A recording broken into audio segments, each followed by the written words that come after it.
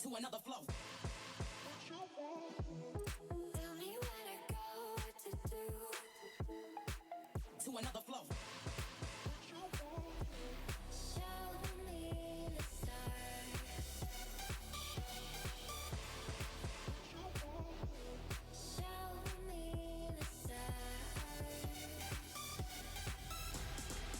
Get it poppin', put it.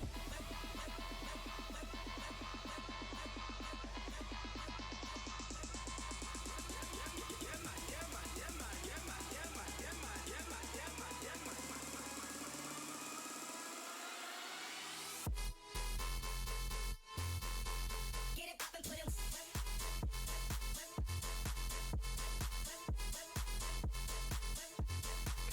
To another flow.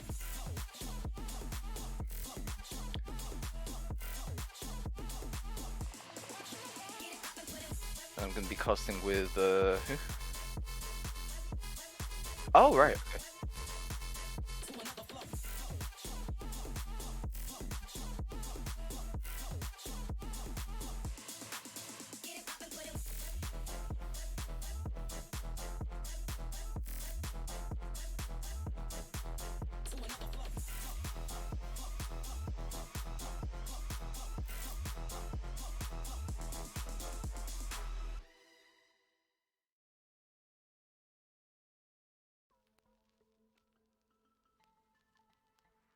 Hello, no one is available to take your call. Please leave a message after the tone. So I don't want to freak you out, but I can see inside your room from the street. Get some blinds and call me back. Or just come outside because I'm here right now. Alright.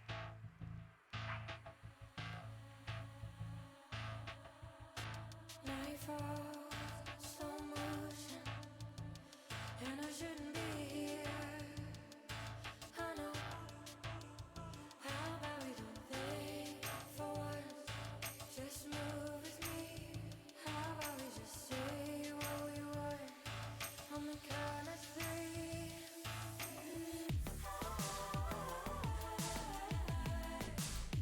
I'm outside and I don't wanna stay. I think you should know.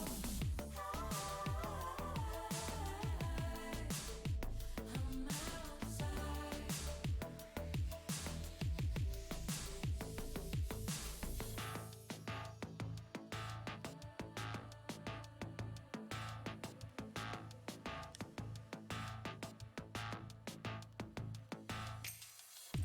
Watch you like a movie.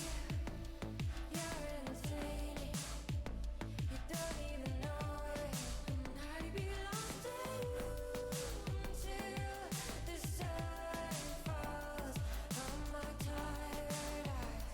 Don't wanna sleep tonight. How about we don't think for once? Just move with me. How about we just say what we want on the count of three?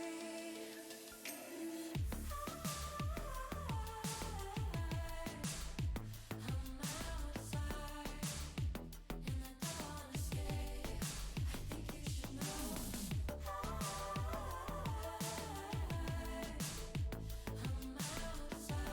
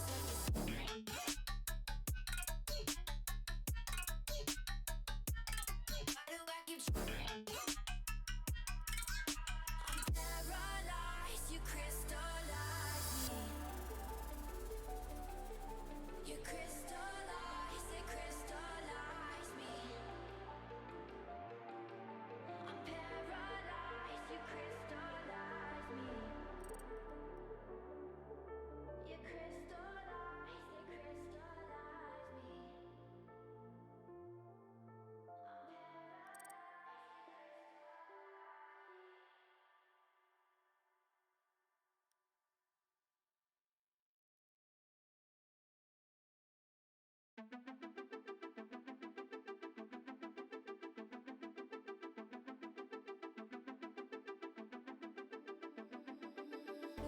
on a fault line. You think that I'd get used to the shaking. I wake up in the dark, imagining everything I am breaking as I lose my grip. I've been dreaming in color.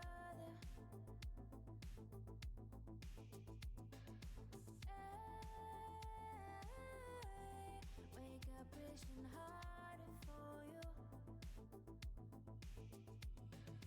Full lines breaking under my feet. Oh, alright, I'll get used to this eventually. Don't hold your breath for me. Full lines breaking under my feet. Oh, alright, I'll get used to this eventually. Someday I'll see. Full lines, full lines, full lines, full lines, breaking under my feet. It gets quiet in the dark. I get closer to an answer. Hello everybody and welcome to Vivid League Season 4, I believe now, or Season 3, one of the two. We're back with the Major League, this is played in number 4. Today we have EGirlz versus Looking for Org. And this is kind of a contested game, they're pretty close in the standings, these two teams. I'm joined by Gord today.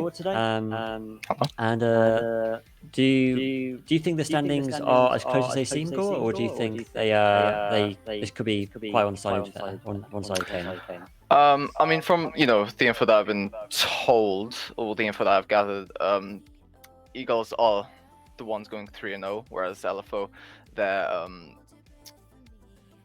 record is looking a bit more contested. So I'd give the advantage to EGirlz here, but considering I don't have too much information on the teams, I'm not going to be too hasty to make a prediction just yet.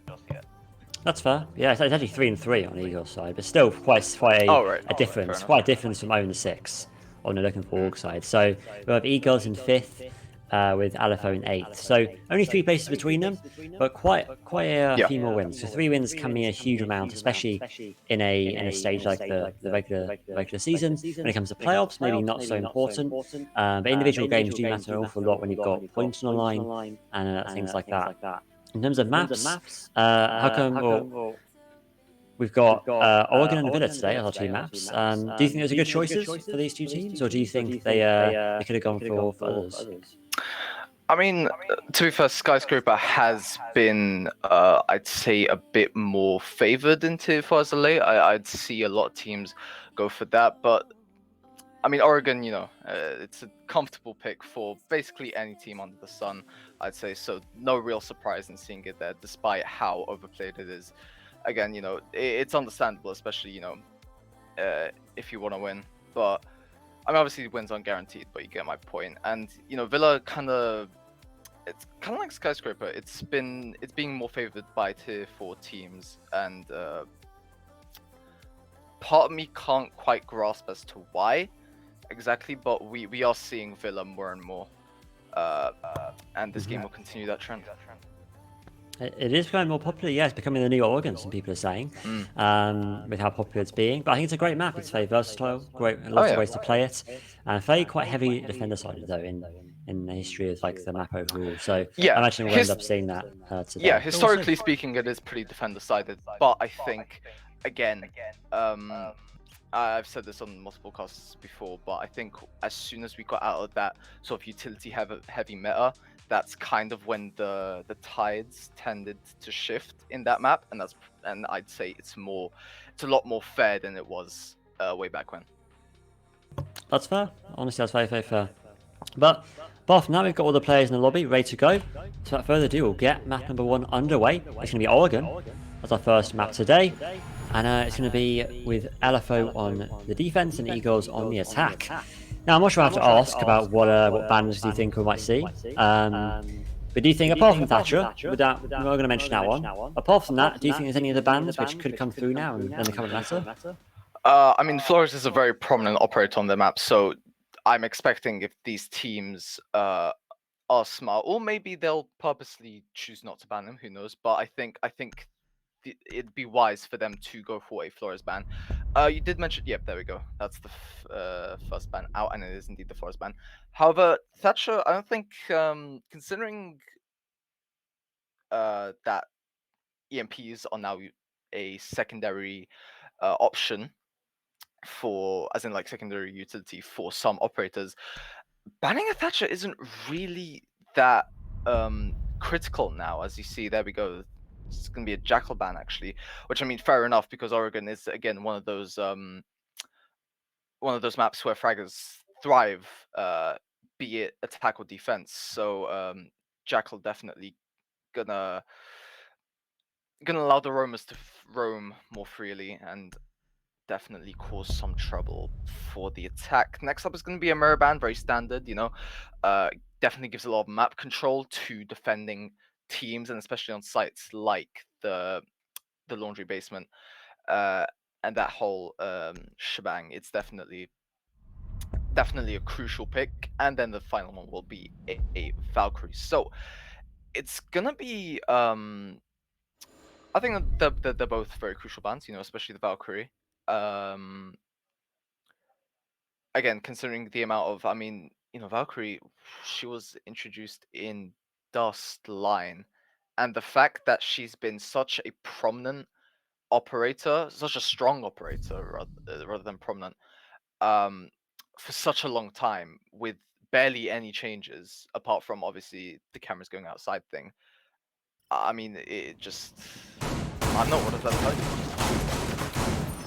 Yeah, I mean, to be fair, Valkyrie's very good for general information, and on a map like Oregon, there's a lot of soft laws on this map, so people are very vulnerable to C4s as a result. So that's always a potential issue. So you have to bear that in mind. Yeah, I mean, you said there's only one nerf to the outside camera change, but to be fair, it was quite a huge thing, especially on Oregon in particular. It was a very widely used feature, and yeah, I think that was very kind of not potentially game changing, because people are still doing great things with Valkyrie, despite that nerf to play. But I think it's the danger of the intel having cameras everywhere on a map can be quite dangerous. I was surprised not to see Nook being banned. I was going to mention Nook potentially as a That's true. Yeah. Nook's becoming like they're almost a new Thatcher in terms of operator bans now on the attack. So I was surprised not to see her banned. But yeah, I guess these teams maybe aren't going to make use of Nook, or maybe they don't think that each other are going to make use of Nook in this game. But I've seen a lot of Nooks creep through the basement, creep up the back stairs, especially on the side like laundry, and then get like 3 kills in a row. So anything can happen with Nook, but I think these teams maybe aren't quite used to going that way. Yeah, this Nook has been on a meteoric rise. I think anyone who's watched competitive Siege for the past few months, hell, maybe even a few weeks, knows this. And I think it's just a case of people finally finding that hidden potential in Nook. It's not really that she's being used because she's been tweaked a certain way, more as where other things have been tweaked around her, which therefore makes her a much more viable, much stronger pick. But already we see the position here between Apollo and Alpi. Apollo does unfortunately suffer some wounds, however, Apollo.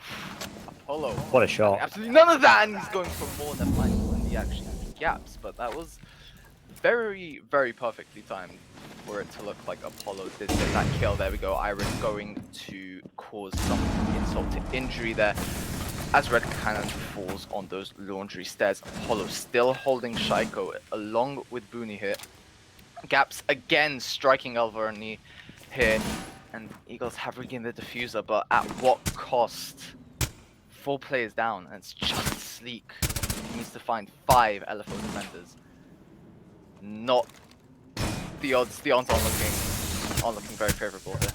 They're definitely not. No, he managed to injure one in the E-box there, but every single attacker was picked off one by one. It looked like they had a good amount of control there, and they had a good amount of time. So they had a minute and a half on the clock when they started that push. But all of a sudden, they start getting picked off one by one, especially as Mutant behind of E-box managed to swing those E-box holes and get 2 people outside a bunker, and it's very well in doing that. And Jaeger getting 1 kill on the back stairs, and I believe 1 kill on the launcher side too. So yeah, overall they just won their gunfight ultimately. There wasn't much more to it. Happens sometimes, and let's see if Ash can get any more kills here. The Mute has some revive inside of E-Box, and now he's he's a bit stuck here. 20 seconds to go. C4 does get thrown away gaps, and now he's finally finished off. And walks in, and Melissa benches in the create her position. Has he I'll be reinforced off? Yes, it has. So this is Ash completely trapped in bunker right now. Has to go through his E-Box holes, and I go past the Jaeger, hide side this Mute inside of the E-Box, and eventually gets finished off by Apollo, who flanks from the bunker. Yeah, very quick round there. Ultimately, a lot of kills happened in a quick succession, but it results in LFO taking the first round. Yeah, very well played. I mean, held their positions, and obviously those big plays from both Apollo and Gaps, respectively. Those definitely boosted their chances of success, and well, that's the first round going towards them. But now we're going to be moving up from the basement towards the kids' dorms/dorms main hall, if we're going by the official name. Looking at the operator lineup, it's actually surprisingly similar. I think the Aruni is a first-time bring out here from LFO. So I'm assuming, it's going to be used mostly on those entrance doorways, and also the balcony doorway, since that is a favorite site for the attackers to pick away from. And has been used in actually a couple of hot breaches. Although said hot breaches are few and far between, they still do happen and can catch teams off guard. Absolutely. It's going to be up to the kids though. It's going to be Iris playing inside of Armory right now. Maybe going for a little swarm peek. Yeah, Bruni could be a bit dangerous, but actually he's making a little hole in the window there. And could he catch someone coming towards the black car here? It's unlikely that someone walks this direction these days, but in this case, EGirlz are no difference that. And that swarm peek comes out, killed us, and now he opens the window with the Bruni hand and sees the head of one, but can't quite land the shots. I believe that was Ash there. Well, no, it wasn't Ash. It was someone. Someone on the attacking side he saw that outside of the door. But now he peeks in garage and nearly takes out the KPB, then gets finished off by Alfie on the Buck.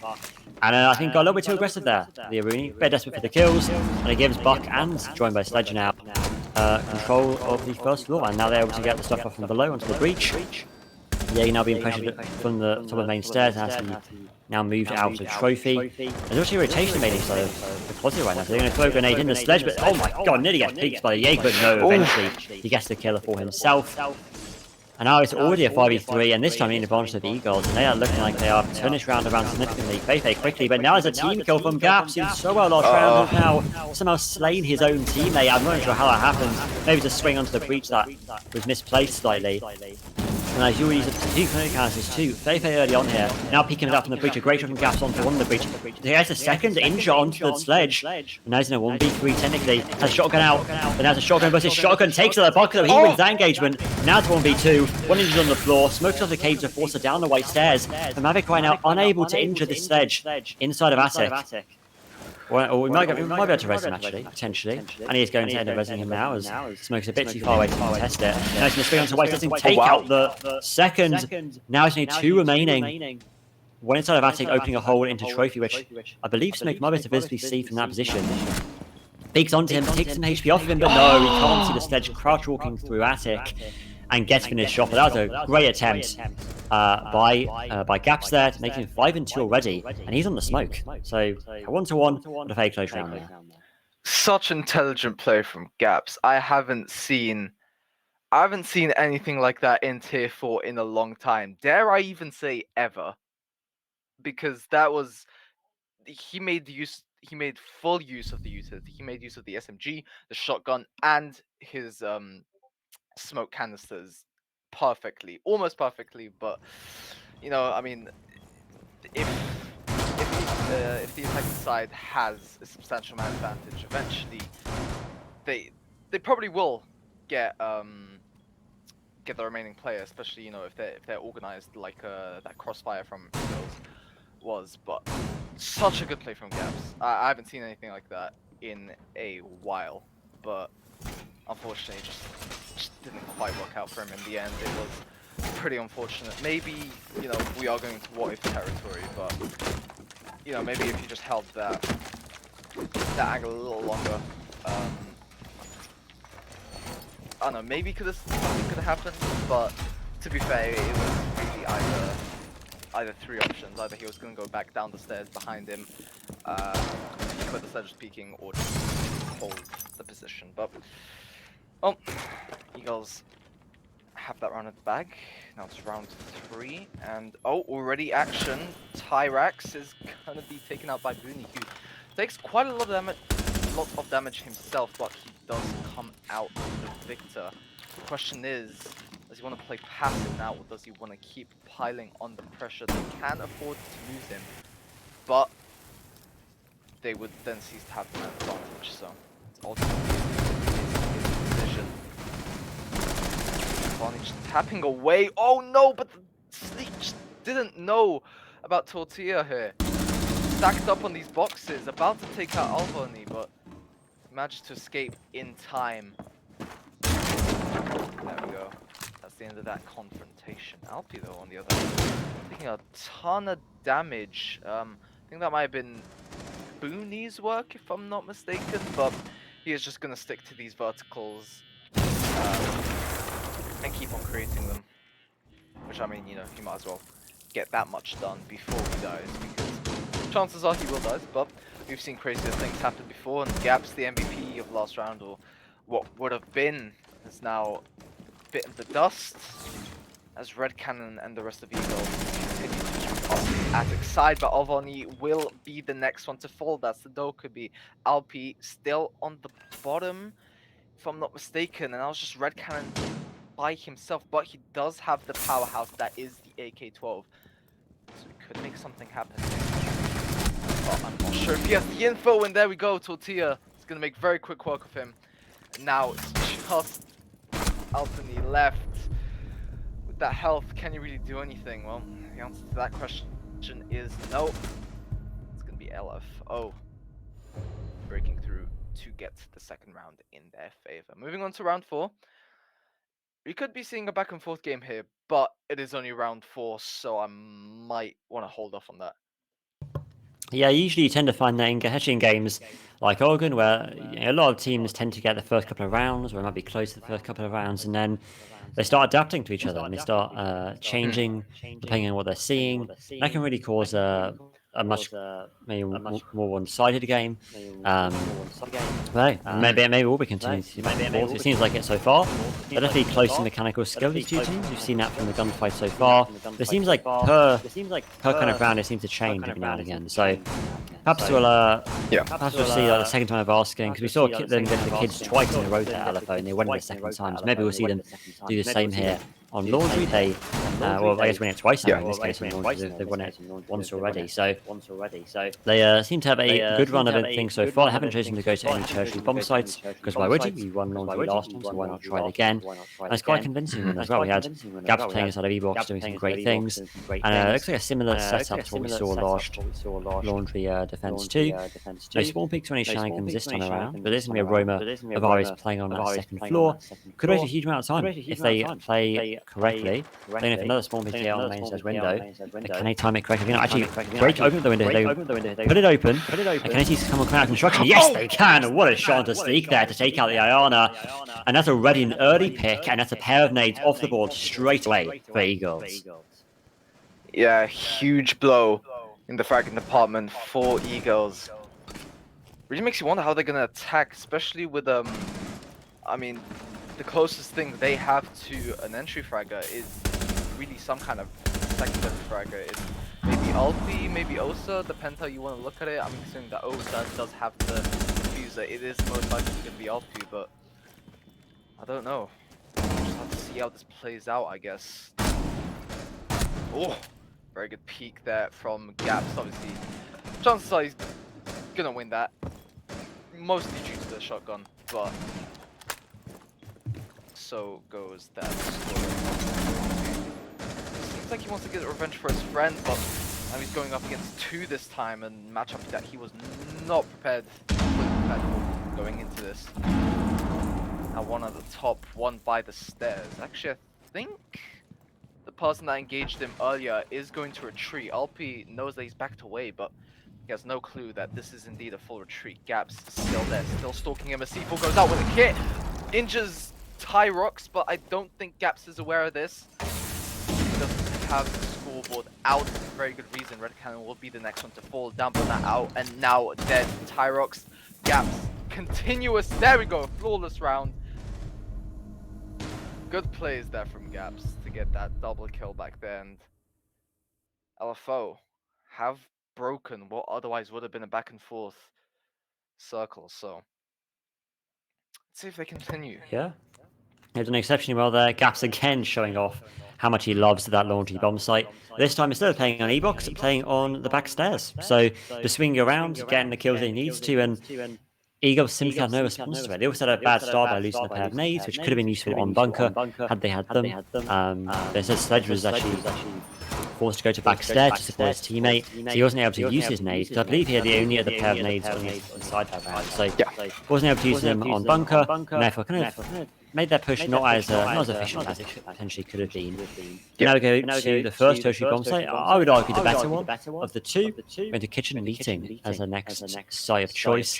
And I'm expecting a more heavy roam this time around compared to the other sites we've seen so far. We definitely want to take control upstairs as the attack and keep control of it as the defense. I'm expecting probably 3 people upstairs here, or at least 2. I'm looking at that Alibi and Jaeger as the potential 2 options there.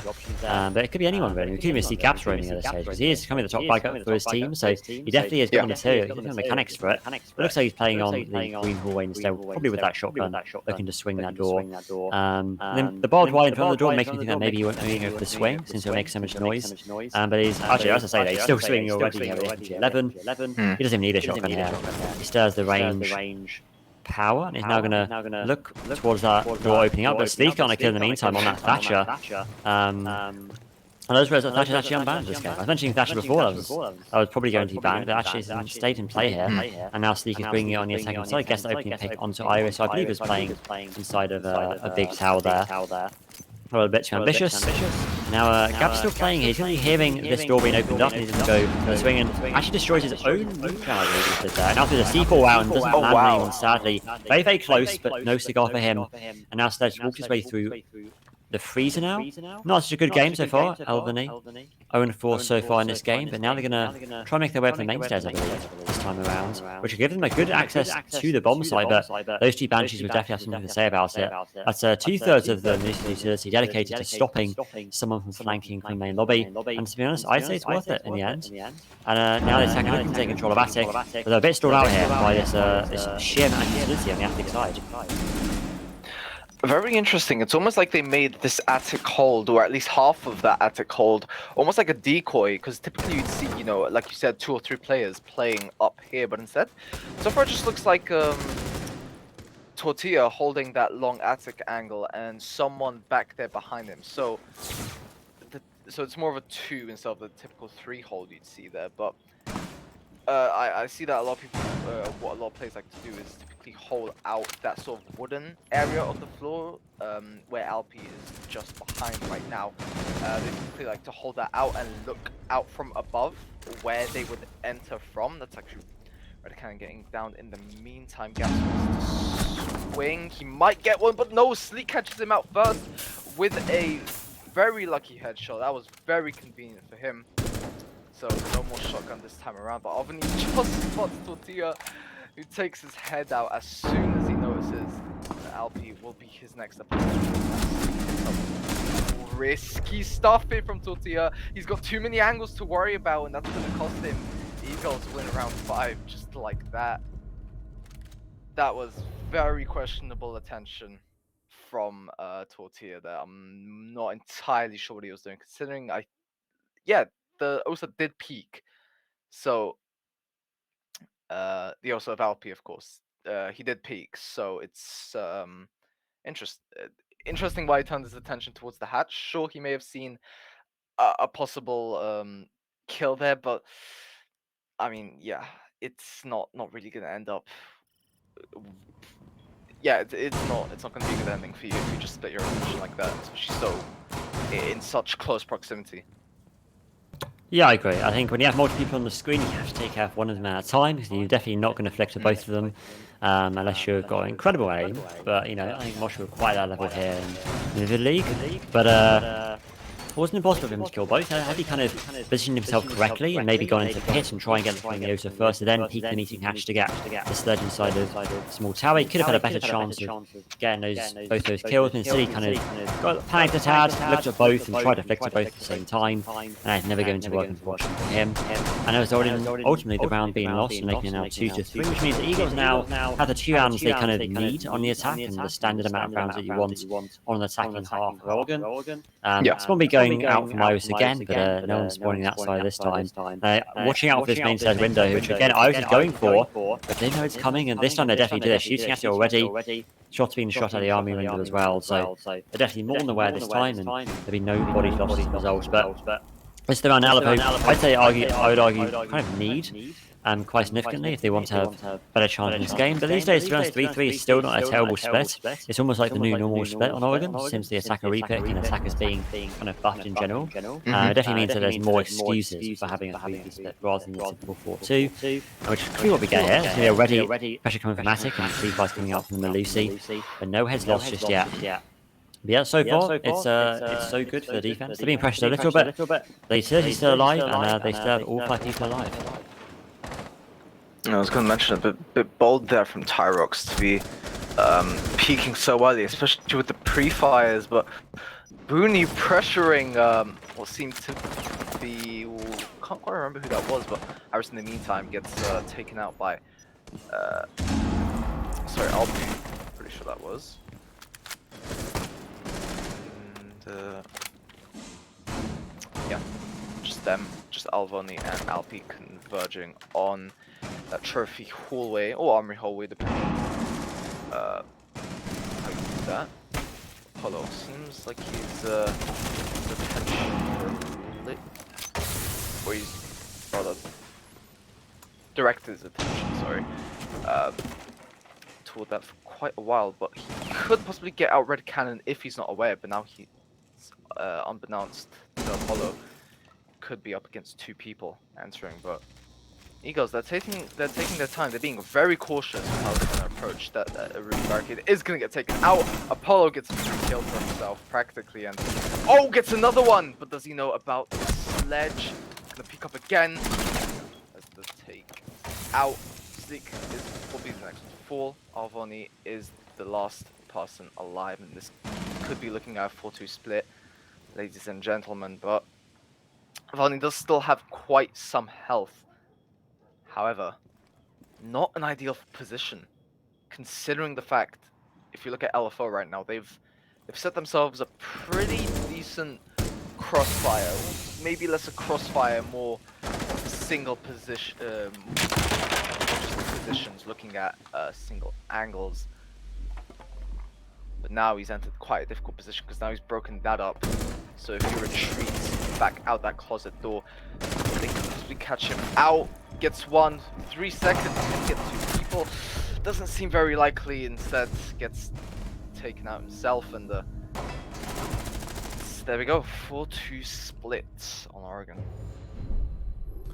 Yeah, the standard split has now come back, and it looked like they had a good start for EGirlz. They had a good amount of control very quickly, but the big factor in that round, I think, was that Aruni gate on the closet door. It meant that the Yace, as well as the sledge, was very much slowed down and kind of, they were a bit stalled because they weren't sure what to do, because they either sacrificed a nade, they sacrificed a drone, or worse, they sacrificed a Selma from the Ace, and they ended up choosing the Selma, which meant they were a bit more reduced in terms of what they could do with their breach. They only had 1 Selma left after that, I believe, or at least 2, so they would have had a smaller breach as a result. And then the alibi was actually sitting there anyway in front of the rotation, so she ended up getting 2 kills, and for her trouble, nearly got the 3rd onto the sledge too. So that cost them 2 very important members of their team, the Osa and the Ace. So yeah, a lot of utility. Obviously a hard breach I lost to, that only hard breach in that particular round. So they couldn't get the breach, or technically it was already open for them. Wasn't open kind of correctly though. The minute they were in a bit of a sticky spot there when it came to breaching, I left them down to 2 people alive, and they were a bit screwed from there. But now it's going to be EGirlz going for defense, and they're going to go to the laundry site first. With what looks like a fairly standard line. I like this addition of the Azumi coming to play from Tyrox. Do you think Azumi can be used well on this map and site, or do you think maybe this is not quite the map for Azumi to be used? Oh no, quite the contrary. No, I definitely think Azami is a huge asset, even a full year later. I still don't think that the pro scene has quite realized her full potential, because her potential is practically limitless. There's a lot you can do with her and her kunai. I was gonna add something onto that, but I forgot. But yeah, I mean, there is truly so much that you can do, so much creativity that comes with her kunai. So, I mean, if Azami, it doesn't matter the site, it doesn't matter the map. If you pick Azami, no one would criticize you because she's just that flexible. Yeah, she can be incredibly powerful. Absolutely, she can cut off a lot of very important angles. And overall, I think I would agree. I think on a lot of maps, she can really well. I think Oregon is a really key one for that. There's some pressure coming from the backstairs. I think it might be the alibi. It is the alibi. Obviously, he's now been just about avoided there, using the missed shot on the sledge. Now he throws a nade. I wouldn't stay there, alibi. We get away as soon as possible. Throws that one nade. Doesn't get any kills, and that would be. I think that shot's a little bit too high, even for head height there. The Sleek is still here, ever present on the backstairs, and looks to take out one, but ends up getting the Thatcher. But in the meantime, two guys are coming from Iris on the sledge, and now he makes his way through into Green Hallway, looking to get more. And the alibi is still present here, trying to apply some pressure. It does not work, and now Iris is another kill to his name in this particular round, going for the ace now to get the last two SCS brothers on the defensive side. He's going to be pistol out here, going for the push. Needs to get the fuse from upstairs, so as previously that has been dropped from another one of his teammates. Goes to pick that up and now goes for the hatch. What looks like probably a hatch drop. Later on in this particular round. That's a great start for the stage, and now leaves his team in a confident 4v2 situation. Go, now that E-box hatch is gonna start to get opened up. Question is, where will they attack? Because they can really attack from anywhere if they really wanted to, especially with this kill now onto Red Cannon, courtesy of Tortilla. Alpi can't cover every single angle at the same time. Unfortunately, he's just not that omnipotent, and be very quick to fall. That's a pretty fast round from LFO. What was that? Maybe just over a minute, something like that? Something like that, yeah. It's very, very quick. They gain control quickly. I think the two kills definitely accelerated that from the sledge there. Clearly come out of nowhere too, those two kills. It seemed like they were just getting pressure from the alibi, and all of a sudden, boom, everyone was dead. And it's in a 4v2, and I think from there, because they lost so many people so quickly, meant that there was no real support. Despite the amount of utility that the mutant smoke have, it's not always enough to defend against people with nades and multiple angles, especially on the side like basement, where you've got to cover the backstairs and laundry. There's too many angles to cover for just two people. You have smoke canisters and things like that. But now we go to the top floor for the defensive side, and bringing out the Capcan here. A good shout, I think, especially if you're not doing so in the flanking department. We don't see Cannon having killed his name just yet, but maybe this round will be able to change. He's going to place some of those traps on the opposite door. He's placing two of them, it looks like, actually. So two Capcan traps, of course, will do a full kill. Does mean that the attackers need to be a bit more aware when they're droning out, and a good team would immediately see them when they're being droned out. I personally like to place Capcan traps kind of randomly around the map, just then it's harder to predict where they'll be placed. You could place them below inside of like a meeting or something random. He just read my mind here. He might have done. Yeah, he just read my mind. Inside a meeting is a great option, because it means a lot of attackers go for that area. So pushing it like a random spots like that definitely do work well. And Apollo again being pressured here from inside in the master bedroom door. Nice angle onto it, but no one's there anymore. I'm not sure who that was. I believe it might have been Tyrox. But I'm not too sure. But someone lost a little bit of health, and someone lost down a spawn peak from the looks of it too. And Alpi's still going for the peaks in the main door, but he's trying to prone and trying to find the angle that he can, but it's not going to work for them. And a fair start, close to the round. A bit more activity than we would expect, but everybody's alive, and that's the important thing. Yeah, I just want to track back quickly to that Capcan conversation. Like you mentioned, why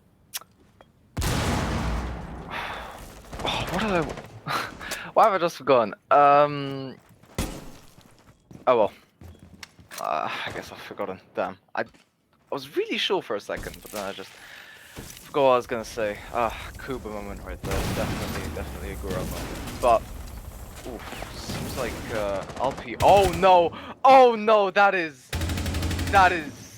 unlucky. That is super unlucky from Apollo. Just did not check the corners.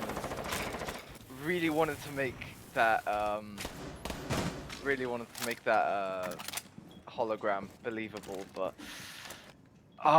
that is, you hate to see it, but at the same time you love to see it, or I guess it kind of depends who you're supporting in this situation. But great play there from LP. Decides not to shoot the hologram because he knew, and Apollo pays the price.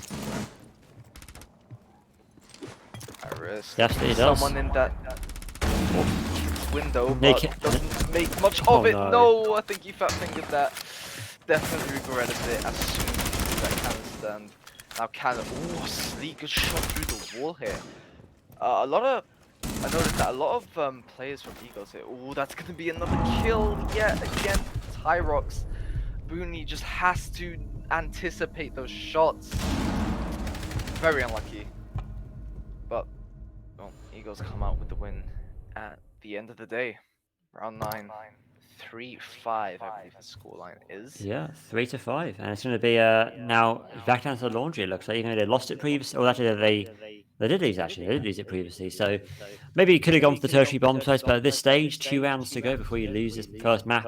Probably a good shot to try out something a bit more safe. I like the dog choice. We all know about the recent dog buff that was received. Now 200 HP of healing from that stim pistol, with only 20 HP overhealing, thankfully. But it could be a huge change for Doc. And I mean, I'd argue maybe Thunderbird's a tad more efficient still, just because she has the C4. She has a fantastic gun in her AK. But Doc also has the MP5, so that's always going to be a classic gun that no one's going to be behind. He also now has the Bailiff, which Alverny's not gone for here, interestingly enough. And it could have also been used for making the head hole inside of the E-box, but I suppose there's the Bailiff on the alibi already. There's also a shotgun on me, so maybe he just preferred the idea of the revolver instead. But yeah, it's going to be the dog choice coming out, and we'll see if that has any effect though in this round. Above now, it looks like a fairly standard lineup, but a very extreme lineup from the attacking side. The Blitz, the KP, Lion, a Thinker. It's like we're in like year 4 or something now. We're back in the old days of Siege. Even further back. Even further back. There you go. A classic lineup here from a few years old, definitely, this lineup. And I imagine they might smoke it off maybe, or maybe they're going to go for a full-on rush with a Gun 6. They are going for a Gun 6 rush, and here comes the Blitz coming through. The smoke's not even there yet inside of Elbow. Now someone's going through. Oh, great shot there from Malvani. Reached a fail HP, but now she's able to heal herself with that dog stim. Now Iris gets a kill back though to fight back a little bit in this round. Tusk raining out onto the freezer door and peeking out from the hallway too. Now swings come out from Alvany again. He's now full HP, peeking once again, has a second life almost in this round. Now Bunny gets a kill onto his own teammate. Now Sleek comes out as well from Tyrox. Bunny does get a kill onto the enemy this time now, but Sleek's there to fight back. Reducing to low HP. But now Iris left on full HP inside of Bunker, but still getting peeked from Sleek, who's ever present inside of the hallway, and then finishes them off. Making it now 5-4, another really quick round, and that rush sadly not working out for the attack.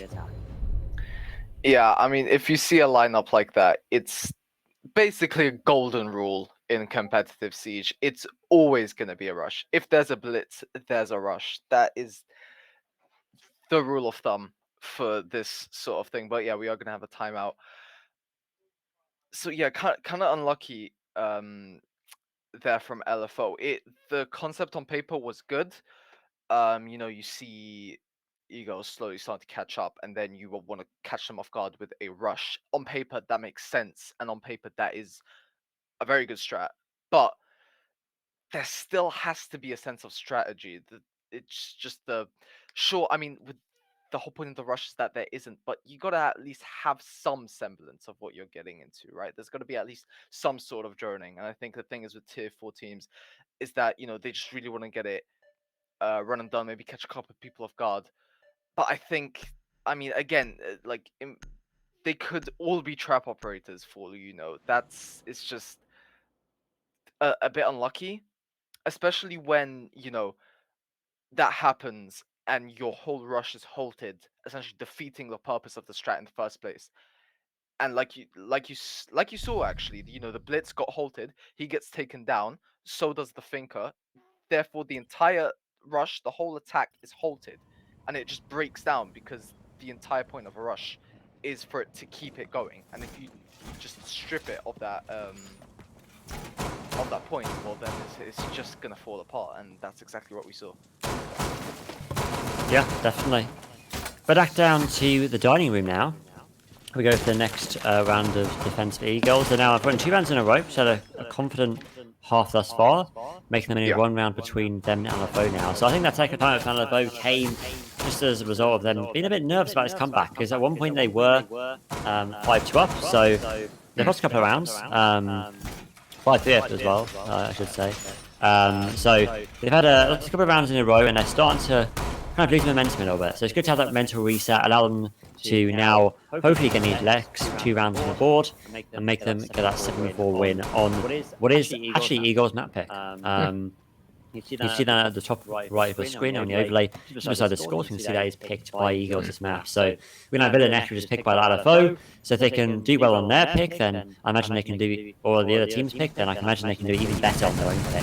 But again, another rush up from the attack. They're being incredibly quick, and again, a very quick lineup with the KB and the Glass coming out from Iris. So they're looking to get control quickly and finish this game quickly as well. It's going to be a dot coming out from now the Red Canyon instead. So not such a great game so far on their department, but they are going to be running this dock on Showers. No shield in play on Showers, which you often would see on this kind of setup, but no shield this time. And instead the shield is probably going to be this human shield of Albany on the Alibi.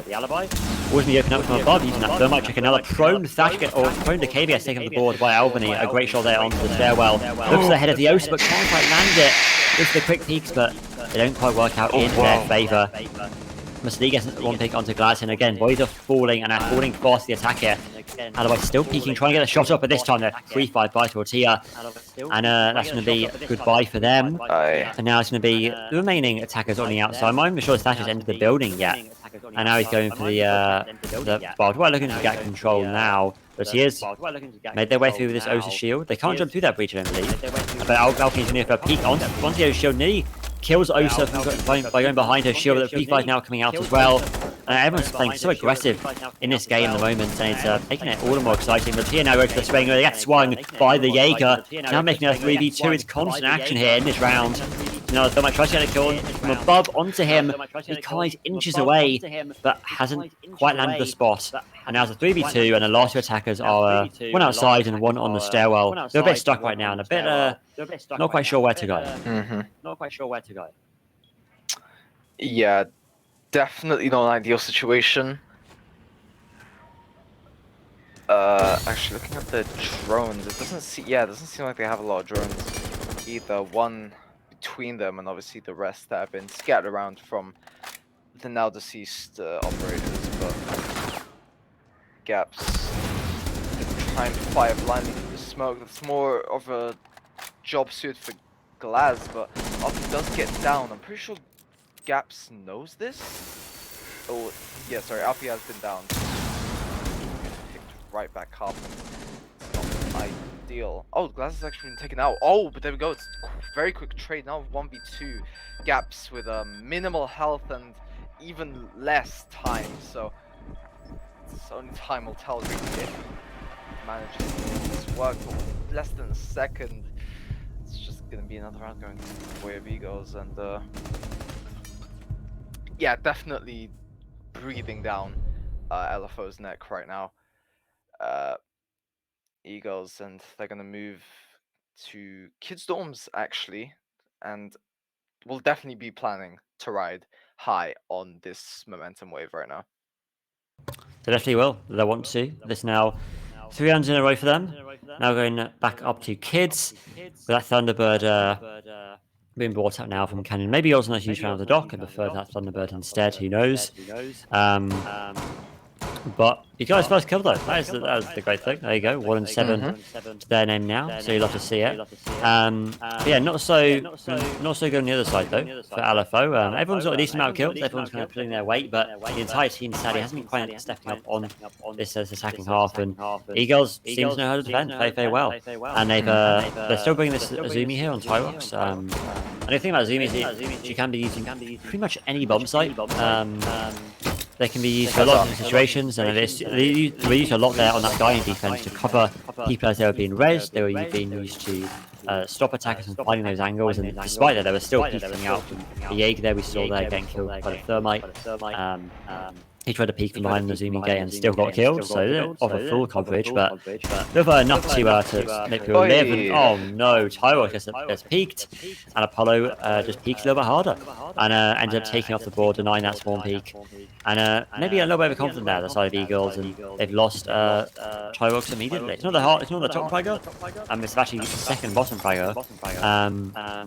But still, a kill with a first which could offer a lot of utility to the defense, and is now lost in a matter of moments. Yeah, definitely riding a little bit too high on that wave. Tyrox actually loses himself with a pretty, again, a versatile operator in the Azami, but, well, I don't know. Maybe it couldn't have worked out, maybe it could have, but I'm not quite sure. However, Sleek something past that breach. He knows. Oh, beautiful crossfire there from LFO to catch out RP. That's going to be a second death on the side of EGirlz now. Do EGirlz want to turtle up on the site? Never mind. Alvin is still out on the road looking for another kill. So close to catching Tortilla off guard. He's actually taking stairs.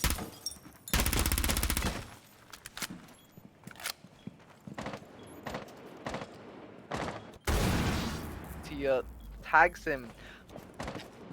So many bullets to the body, but just soaking it all up.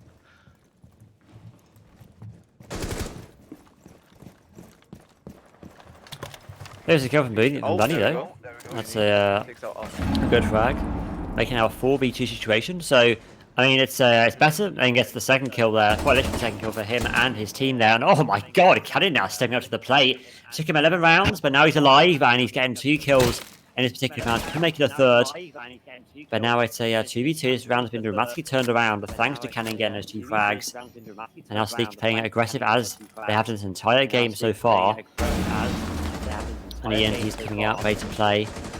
He's still waiting for the right time to peek here, right time to strike with 30 seconds on the clock. I think, yes, no reason to peek right now aggressively. The Cannon's still going for these peeks on the breach despite that, and he's going to try and go for the Sleek, gets a swing onto one of them inside a trophy. And now it's a 2v1 with Apollo now left inside of Trophy again, trying to nade out the place inside of Attic.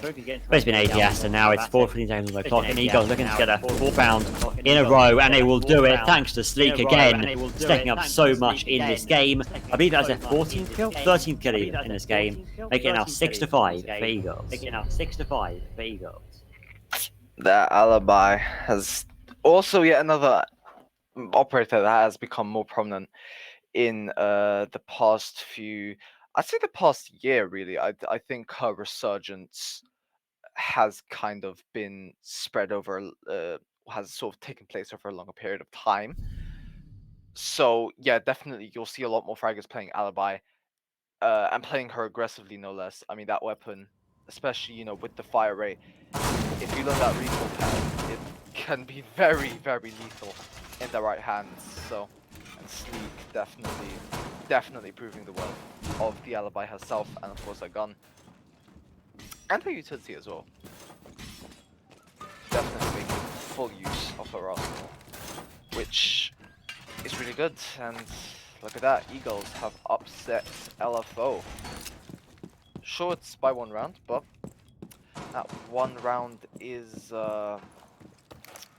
bordering on map. We'll have to see how this goes down. Sleek, in the meantime, just making some basic reinforcement on hatches. Doesn't seem like he's going to bring out his utility right now specifically, but he does still have time to do that. West side take from LFO will actually do a top-down clear, which, I mean, fair enough. You will definitely have a lot of time to do that, considering it is only 2 floors, with the bomb site being on the very bottom. see how well this goes down. It definitely seems like a lot more turtled, a lot more of a turtled positioning from EGirlz. With sure, there might be a couple up on the first floor or bottom floor, depending on where you're from, but a lot of them are definitely sticking more down to the basement. Yeah, they're definitely preferring that spot. But yeah, I can't really blame them. I think totally on the side technology is also always a nice idea. I think it means that the attackers basically waste all their time getting control and then have less time to actually pull off and execute with against 5 players, and that's always a bit of a nightmare situation. A drone shot by Sleek. Oh, nearly give it a position, but the awareness from the Thinker is a bit too good and doesn't quite walk past immediately, and now going to fire some shots off, scare Sleek a little bit from going off this angle. Now he's actually going to peek from the... I'm not sure anyone can stand above the hatch like that, but that'd be quite impressive if they could. Now Sleek is going to go for an angle which people can actually be at inside of servers, and then going to walk away and keep his life safe. Balvin still present here on the back stairs, as is Jaeger. Has a direct line of sight potentially inside of Nisha as well, which could cause a lot of issues for the attack, and maybe actually it might be a little bit too low to actually see anyone inside of Nisha directly, but they can still flank and cause a lot of havoc later on this round. So they need to be very careful of that presence, make sure they keep an eye on it the best they can. And flashbang coming out from the Think. Obviously now no nades on the Thinker, so it's going to mean a bit less utility on her side, but she's still with great angle here, standing on the boxes inside of Freezer. Get a nice line of shot onto the Goyo. The Sleek again firing back. 14th kill for Sleek, and now going for more. Getting a swing onto Freezer. Knows exactly where Freezer's playing now. They've seen the shots coming off. He comes out for Thinker, sees the Thinker. Can he land the shots? Yes, he can! Makes it now a 5v3 match point for EGirlz. Could EGirlz win? Or could a Sleek winners for them? Not quite. Gets shot down, and Bunny gets another kill in the meantime. Make it now a 2v3 makers. Bunny gets one back into the second down the hallway, or third I should say down the hallway. Now of course we're being held here from Tortilla inside of Freeze, but Doc Kate's around now for the swing, but can he get the Thatcher as well? Yes he can! And Gary down the gaps in the 1v2. He's alone on the rotation, he's got the plant down though. Now 40 seconds to win this round, takes out one for the second on the Jaeger. Can he get it? Yes he can! And Gaps takes us to overtime, 6-6 in this game. And LFO not going down without a fight. Yeah, very hasty from EGirlz. That was not very organized, considering the fact that sorry, who was it again? Red Cannon didn't heal Jaeger before contesting that, or at least overhealing himself, is definitely a costly mistake there. Actually, wait. Did he have any more stims? Because I can't quite remember from the top. Oh, I have no idea. He might have done. Fair well might have done. But he probably had at least 2 stims, I would guess. Yeah, at least. But yeah. I didn't see a lot of all the kills were really direct. It wasn't really picking off at HP for the Doc to then heal right back up. It was a lot more of a one battle and done sort of situation. So yeah, definitely very hasty, not organized at all. That's probably why he lost that really. Even in that situation, they technically should have won it, but yet again, it just didn't work. I can see what the Jaeger of Alfie was trying to do by blowing off that Goyo canister, but it's just a bit too close to. Just a bit too close to the beast, I guess you could say. Yeah, I guess so.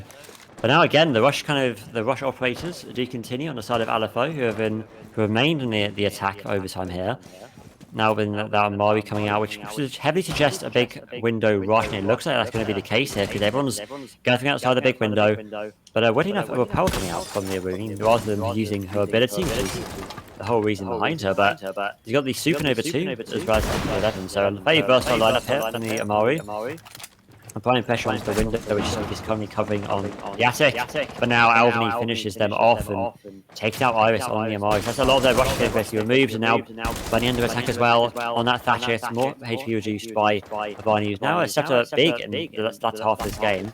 The other window now being opened by them, and they're just going to continue to apply pressure on big window. The attackers are in a good position to not be peaked by those windows. They still have to be worried about potential run out from a small tower, but right now no one's around the area. But who is around the area is Canyon, who's been injured but gets in trade onto Apollo. But luckily they're Doc, so they can revive themselves. And this is where Doc has so much power, and now he gets revived, and now he nearly gets to kill onto the person on the white stairs. So this could be a huge play here by the Doc if he plays his cards right. But oh no, he stepped out a little bit too far there to allow Might to get the kill onto him. And now it's now a 5v2. The last two attackers alone outside a big window with a diffuser and 2 claymores. One of them now being placed onto the white stairs window. But instead of stepping out the window, why not just peek it? Avani gets one, looking for the second, jumps out the window, but would have been dead either way. The claymore's there to stop her, and Bunny has the bullets there as well. So now 4v1, and this looks like a comfortable round for EGirlz. Yeah, I mean, if you're in a 1v4 situation, the odds are definitely not going to be in your favor if you're LFO. The team, obviously, with a single player. Yeah, it's going to be a very tough battle for him. A Herculean task, dare I say. And yeah, like you said, it should be very comfortable for EGirlz. Keyword should.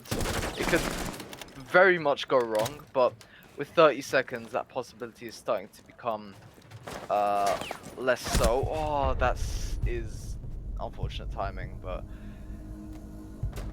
not like the odds were saying that he was going to do much, so.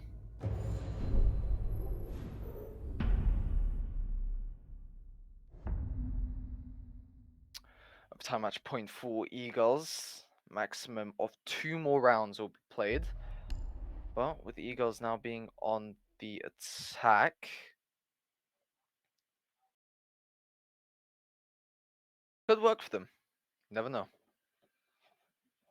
It could definitely work, yeah. I mean, it was very clear that EGirlz are a little bit weaker on the attacking department rather than the defense. That's been shown from those previous rounds, and by the fact that they only had a 4-2 split rather than a potential 3-3. And this half, they've won currently 1, 2, 3, 4, 5 rounds, so over double the amount of rounds they won on the attack. So this is the best chance for LFO to make it around 15, put themselves back on the attack, where they don't need to be very comfortable, but at least it means they can get around that they definitely can win, and it gives them a better chance of getting that overtime win, which in this league is only 1 point. And the overtime win, sorry, is 2 points, but overtime loss is only 1 point. So it does make a huge difference potentially in the long term. So again, this win is still very important, and of course it gives you that morale boost going into number 2, which will be Villa coming later on. But yeah, we've got a technical pause from the side of LFO. I think someone disconnected. There's definitely a concern, knowing how much they struggled in that second half there. I think it's very telling that EGirlz seem to be a lot stronger in their defense, or maybe LFO is just so weak in their attacks, who knows. It seems that they come together all the time, and they can't really coordinate pushes well enough. And EGirlz are just so confident to swing everything and win their gunfights by doing so. That's very hard to really contest them. I think that's also due to the fact that it seems like LFO is a very methodical team. You know, if you look at the early rounds there on Oregon on the defense, they were almost very strat heavy. You know, with the things they were pulling out, like that sort of splitting the attic, sort of that attic extension, and sort of making half of that like a decoy for. I can't remember who it was. Well, someone on the mute to send the C4 through the floorboards of the attic. So that could be in part why they might be struggling on their attacks like this, and why they're losing their gunfights. It's not like that they can't win.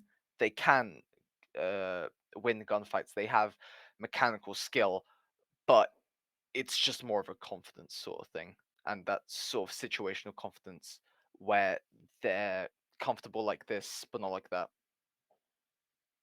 Yeah, I agree. I think it's definitely confidence plays a huge part in a lot of teams, making sure that they can win gunfights when they need to, and get those wins as well. So yeah, we'll just wait on the last player to join back now. I believe there might have been a game crash on their side. But apparently, oh, interesting. So someone else logged into their account or something, apparently, I'm hearing. But anyway, they've been logged out of Uplay somehow, so they had to log back in now and then restart their game. So should be back hopefully shortly. But if you were to guess and make a prediction about who will win this game, would you say your money's on EGirlz to keep on the winning streak, or do you think LFO can fight back now? Well, I mean, it's a bit of a tough call, if I'm being honest. It definitely looked like LFO were in the driver's seat for the majority of the first half, and now with EGirlz with this meteoric comeback, and now both teams are struggling. It's definitely a very chaotic game to make a prediction out of. But if I was held at gunpoint and if I had to say, I'd probably have to say. Well, actually, that depends if you're talking about game or map. I'm going to say map for now. For now, I'll say map. Okay, then I'd probably say EGirlz if they keep up their confidence. If they keep up their confidence with the way they're swinging and attacking, it could definitely very well go their way. That's fair. Yeah, they've definitely shown a lot of confidence so far, and I think they will only continue. But maybe now, when they're not doing so well on the defense, maybe they'll do better going on to the attack now. We'll have to just see what they can do. Looks like the last player has joined back though, so we'll get the rest of the game underway very, very shortly. Just waiting on that arc to come through, but it's going to be down to Laundry again for the side of LFO. Back on the defense. And I think when they were on the defense, they won this side 3 times. So they did very well when they were on the defense. So we'll have to see whether they can keep their reign up on this overtime half. Yeah, not only that, EGirlz will definitely be looking to close this out. LFO will definitely be the team that is feeling the heat, considering the fact that it's overtime this late in the round, coupled with fatigue. It's definitely gonna play a part with the fact that they're on such a strong side. There's definitely gives them a fighting chance. So I don't think they should think it's all lost, but again, anything can happen. This is Rainbow Six Siege after all, so it's really hard to tell, but we'll just have to see. So to comment on the lineup or to the lack thereof, it's gonna be very basic. I'd say it's a very standard hold from them, even down to the positioning and operator lineup. So, Alpi will actually get taken out in an unfortunate confrontation with Iris, just meeting in the hallway. Let's see. Does that land? No, there's still 2 more, but that's not gonna quite break open the hatch. So, good usage of utility, and as well as making the Hibana waste the utility. But speaking of, they're actually gonna keep it even here, as the delay on the hatch is successful, but Hibana again going to restart those X-Kairos to start the break on through. Scanning the box around the hatch, flashbang goes in, so will a drone to follow. Could possibly expose the position of 3 unsuspecting players. Apollo getting up and close, getting very dangerous. Doesn't quite catch Alvarani, who gets a kill, but spoke too soon and gets him straight back up. It's a 3v3, but the crossfire is there, quite secure at that. LFO with the man disadvantage right now, but Red Cannon will be the next one to fall. What is going on? It's just constant trades, back and forth. Tortilla will be the next one to drop in what would otherwise be the disadvantageous position, but finally he's gonna get dropped. He's gonna get downed. That is gonna be GH's from the players in the server. A hard-fought victory for EGirlz for sure, especially with that comeback in the second half. definitely very well deserved. And then now we're gonna be moving on to Villa to decide a winner or just an unfortunate draw, but we'll just have to wait and see. Overall, it was an interesting game. Definitely an emotional roller coaster, to say the least. But yeah, what are your thoughts, Dan? Yeah, very, very good game. 100%. Definitely a lot closer than I expected this to be originally with the standings of these teams. It's good to see that they were going beyond their expectations in this game, and hopefully that will mean that they'll continue later on into the series. Because Villa's up next, which is even more balanced, or I guess it would be not so balanced, but it could be a game which relies quite heavily on players fragging out when they need to. Kind of getting a refrags, fighting back a lot, which we saw a lot of teams, or both these teams doing this game. And on the next map, EGirlz defend first on Villa. So we'll have to wait and see if that this streak of defensive wins continues on map number 2. And if they're going to win defenses on any map, it'll probably be on Villa. So yeah, we'll have to wait and see what's going on in that second game. We're going to be back in a few minutes, and then we'll get Villa underway.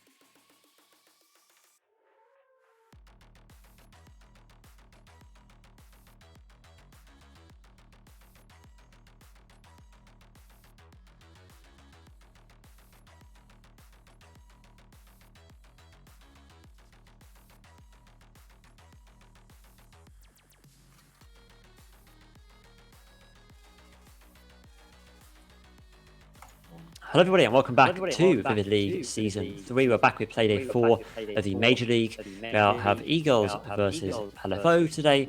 We just finished map number 1 on Oregon. It was a 8-6 victory to EGirlz. And now we're starting map number 2, which will be Villa. So do you think this domination will, or close kind of match will continue for these two teams? Or do you think Villa will be a bit more one-sided to one particular team? Bear in mind EGirlz are on the defense first. Well, Villa is a lot more of a wildcard map nowadays, that's for sure. So I'm not too confident that they will, but LFO has been looking worse with time over the course of this match. So, you know, EGirlz could feel very rejuvenated coming into this map, considering, you know, they could be riding off of the high of winning the last map. But again, we'll just have to wait and see. Absolutely. We've got all the players in the lobby already, so we're going to get the second map underway here onto Villa. In terms of operator bans, do you think we'll see a similar kind of thing to what we saw on Oregon? Or do you think there will be from what I remember, difference? it was a Flores, Jackal, Mira, and Valkyrie. So yeah, in that sense, I think we could be in for a very similar ban phase. While Flores is viable for Villa, I don't think he's as much of an issue as on Oregon, simply because of the size of the map. I think with Oregon,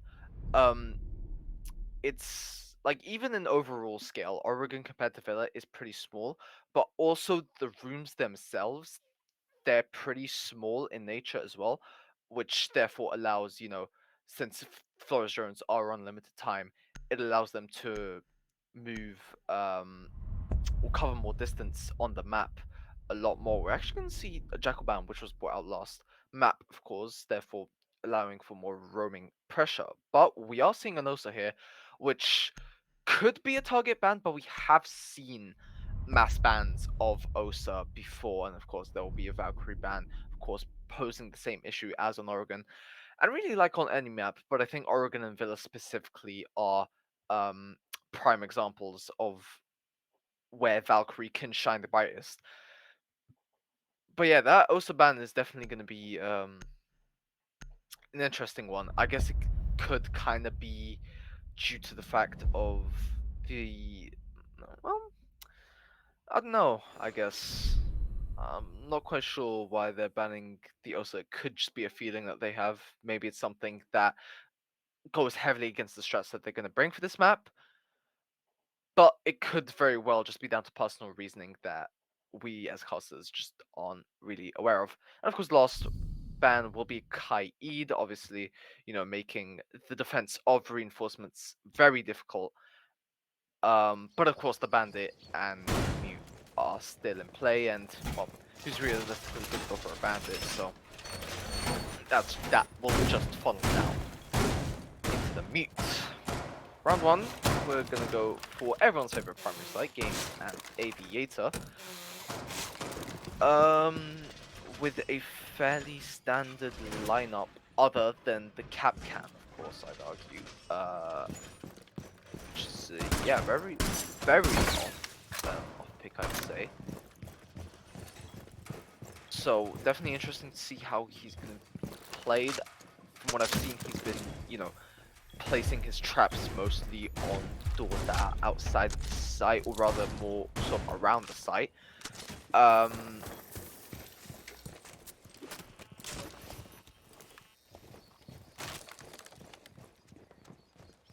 So yeah, he'll probably just have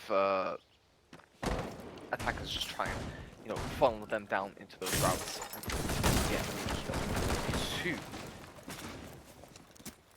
Some down appreciation in the in-game chat.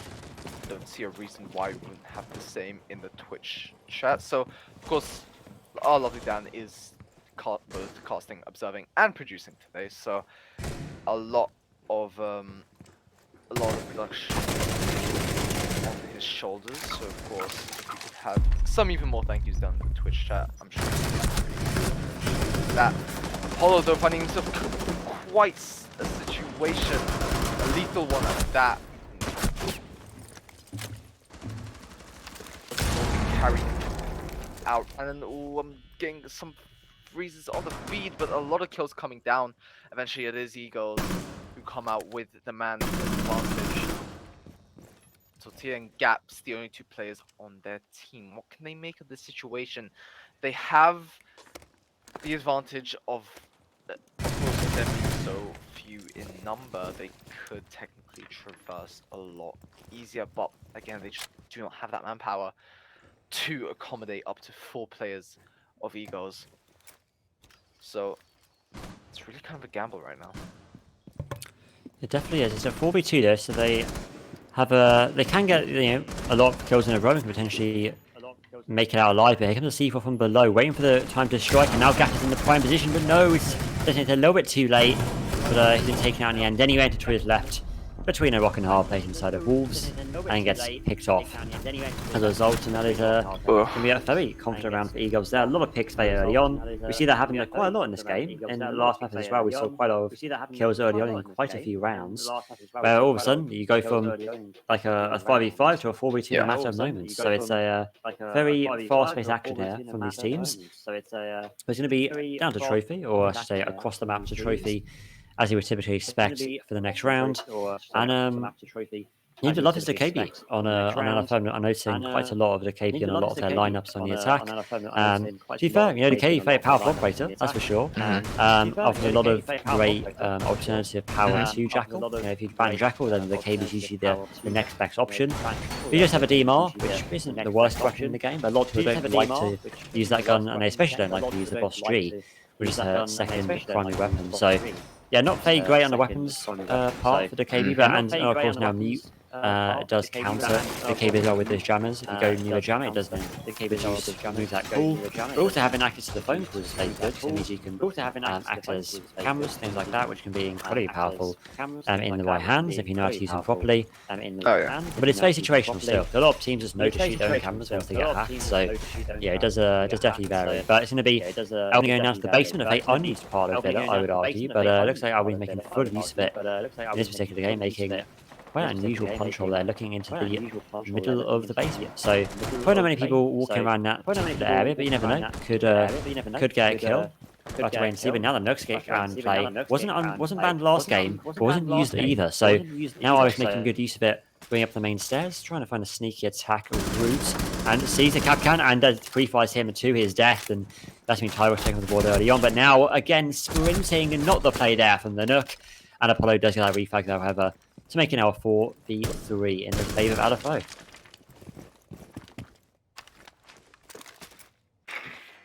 Well, I think we might have lost score there on our side, but that's okay. We'll keep on talking for the time being. It's going to be the top of main stairs now, still the sledge. Should be waiting for the drones to come through to clear out that position. Albany is going to be on the top of red stairs in the meantime, trying to catch the attackers off guard if they are not droned out. Banshee's obviously going to reveal their location, but it will take a while to that Banshee to activate because it's very deep inside of the sort of red stairs. So it takes a lot to walk through statue to activate that gadget. But now Albine's been droned out, gets a swing onto the study door, waiting for the right time to peek. But again, just playing it safe, doesn't get droned out there. They were misdroned, only Alpi was seen on that camera, so I was going to go for the wallbang with FMG11, and Sleek's going to go for the swing, as he's been doing this entire game so far. Already has 1 kill to his name, and I'm sure that I will increase dramatically as this game goes on. And still, Sleek here swinging onto 90. The sledge is waiting for him to do so. So it's a bit dangerous for him to make that decision.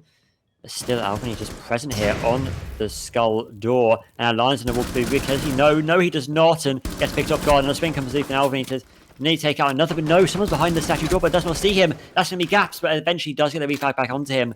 And now Sleek's stuck in a 1v3. It looks like, again, as we've seen them do this entire game so far, LFO continuing to fight back here in this series and making it looks like a 1-1 score. And those cameras have been hacked. You can see there by Sleek shooting his own camera. I was talking about that earlier and how powerful that can be. And this could be used to their great advantage here for the attack now. Bedroom window being attacked to stop Sleek from playing anywhere on this bomb site. Completely surrounded, completely congested in one position. And now he just has to wait for the eventual demise, but does take out the sledge, making a 1v2, but does eventually get refragged by Tortilla. That's a solid round there from looking for Org, and they make it 1-1.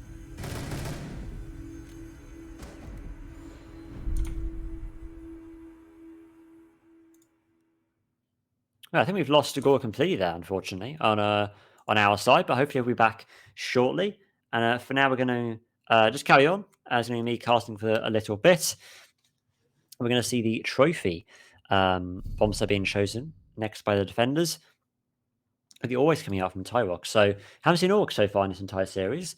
I feel like it could be a map where in certain situations he could be very useful, the Oryx. But I do kind of, I don't know, I'm not sure how reliable it's going to be for a consistent pick. I imagine maybe like a one-time thing for perhaps this bomb site, or just an adaptation to looking for Orc in general. I'm not too sure. But either way, it's going to be Tyrox going for that pick. But the Belly can also be useful, so that's good for kind of utility, and it's good for making rotations too,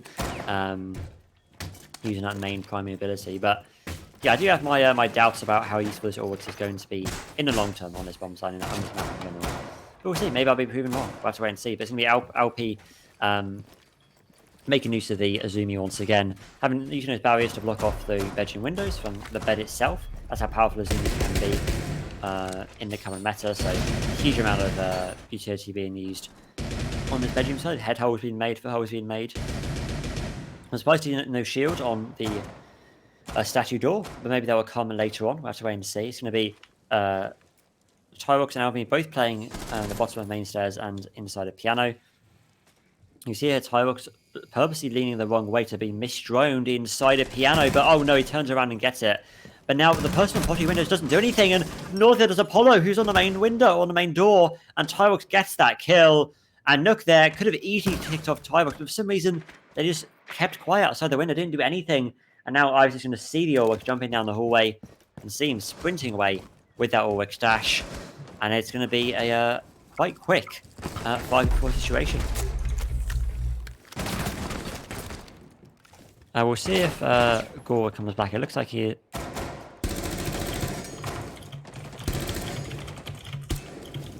Okay, it's gonna be, I think it's like Gora's PC is just kind of exploded on him for some reason. And for now, we'll carry on. Fight for. We're going to keep on fighting here in this game. And it's going to be a peek coming from Red Canyon on to the study window. He's trying to pick off the Ion. He's on the palace. He needs to try the Ion to do, especially when there's someone coming towards your door. It's going to be the Nook. But still, somehow, Canyon gets it. Now, he went from 0-7 last game to 4-2 within 3 rounds in this particular map. Such a good improvement here from the Red Canyon. And he gets that kill onto the Nook somehow, some way. Now Gap's getting control of the study door. The Sleeps is still doing his thing, getting his kills, getting his swings, making enough 3-1 KD for him. And a rotation hole made in the far wall for the Malusi finishes off the round, but always getting the final kill. And immediately it's 2-1, but it continues to be back and forth in this game. But maybe this map is, it feels like there's more control coming from the Eagle side.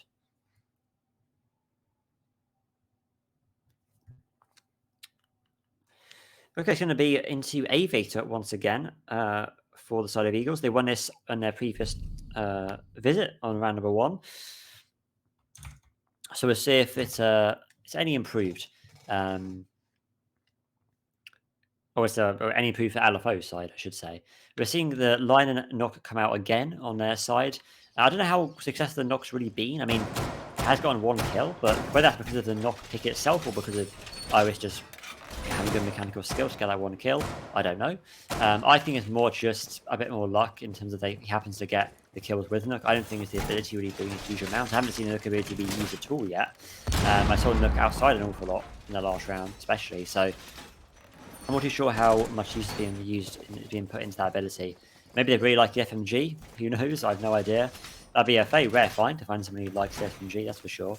Yeah, it's going to be another a shield on the map's desk here as well. So a bit of an oddly positioned shield. Maybe a little bit more centered would be ideal, but it's going to be placed on the maps nevertheless in a very common location for people to pick up and get kills from unsuspecting attackers. I think Albany again going for another swarm peek here. It's unlikely someone's going to come this way, but it does happen. But a lot of people have become quite used to these peaks, so it's not not nothing going to come from that, unfortunately, for them. But they've stuck with the Lion as well as the Nook. So yeah, Nook again going through the bedroom window. Maybe you could have done this with like a Zofia though, or an Iana, who still has nades, but also has like a more useful ability, I would argue, and that could be more useful to your attack. Who's that going for that peek on the window? I think I see someone on the study window. I think it might have been the Azumi. He's then rotated back, however. Doesn't mean Red Cannon getting the first pick on this round with that Aruni DMR, and Alvin's going to be further pushed, I believe, from the Astro window. In fact, but Cannon get another kill to his name now, 6-2, continuing to dominate in this game so far. And he's going to swing into Benjamin and get looking for a third, but can he land a shot? Yes, he can. Making it a 5v2. Red Cannon really showing up in this game. Gets a 4th kill. Can he make it an ace? Tortilla's left on the Astro window, but can he get it? He's so close so far. Gets the peek, and yes, he does do it. It's a flawless round and an ace for the Red Cannon. And what an individual performance. Such a turnaround. And it's immediately going to be a timeout for Looking for Org, and I cannot be surprised at all. I'm going to go back to the Carter cameras just briefly to get a bit more of a breakdown of this game so far. But yeah, so far it's been a fantastic showing. And absolutely, yeah, that was hitting the chat right there. DMR on top. Cannot agree anymore to the Red Canyon there. He's currently, I was going to double check what his KD is right now. It's 9-2 within 4 rounds. That's quite a good KD ratio, I must say. That's like 2 kills a round on average from someone going 0-7 at one point during the previous map. So a big improvement from him. That's fantastic to see. But yeah, we're going to go into round number 5 now. Unsure what site they might want to go to next. But I reckon it's probably going to be maybe they can't go to trophy, so probably kitchen dining, or if they're feeling really surprising, maybe living room and library.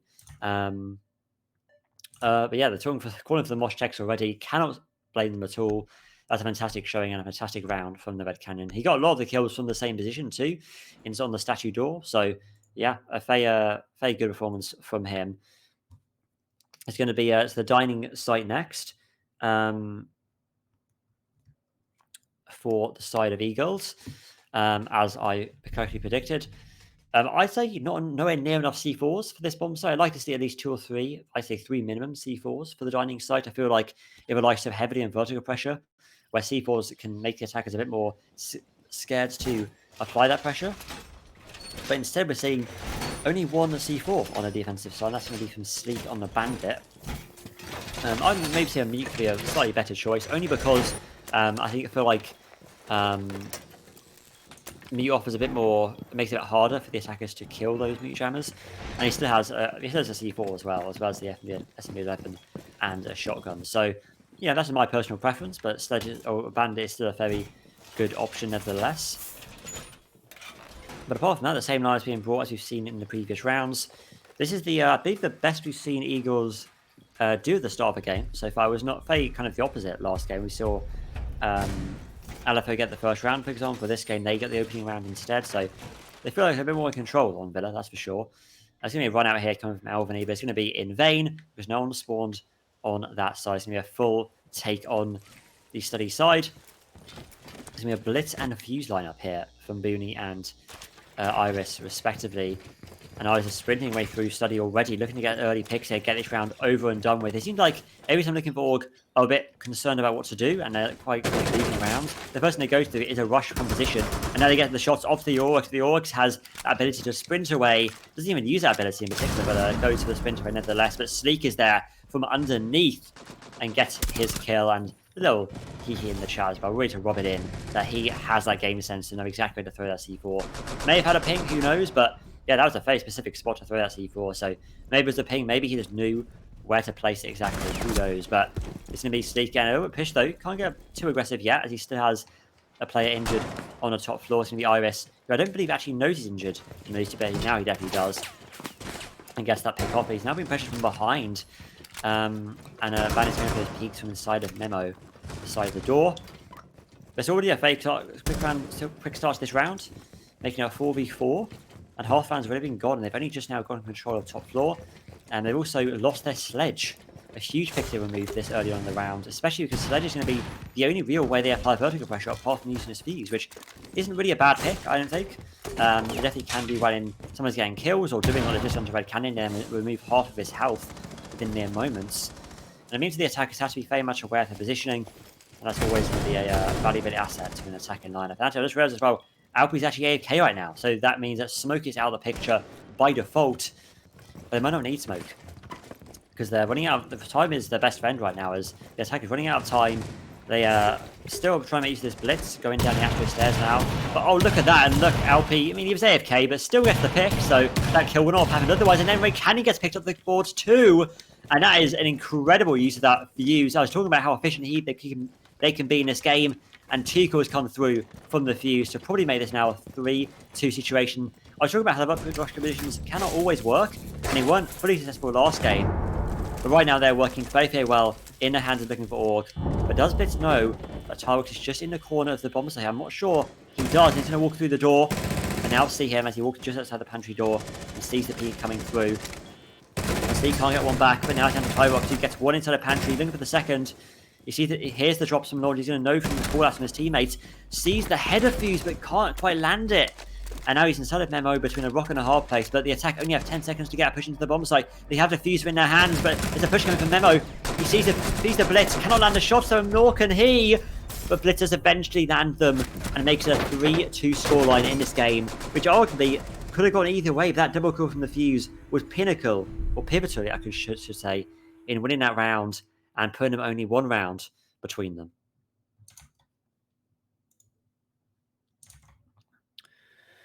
Okay, it's now going to be a 3-2 scoreline. It's going to be the trophy bomb site next. For EGirlz, I mean, could see a very similar story. Could see another 4-2 split here on Villa. It could be another very close encounter. It seemed like EGirlz was in great control there, but the fuse just messed with them significantly. And is a huge part of why that round was won.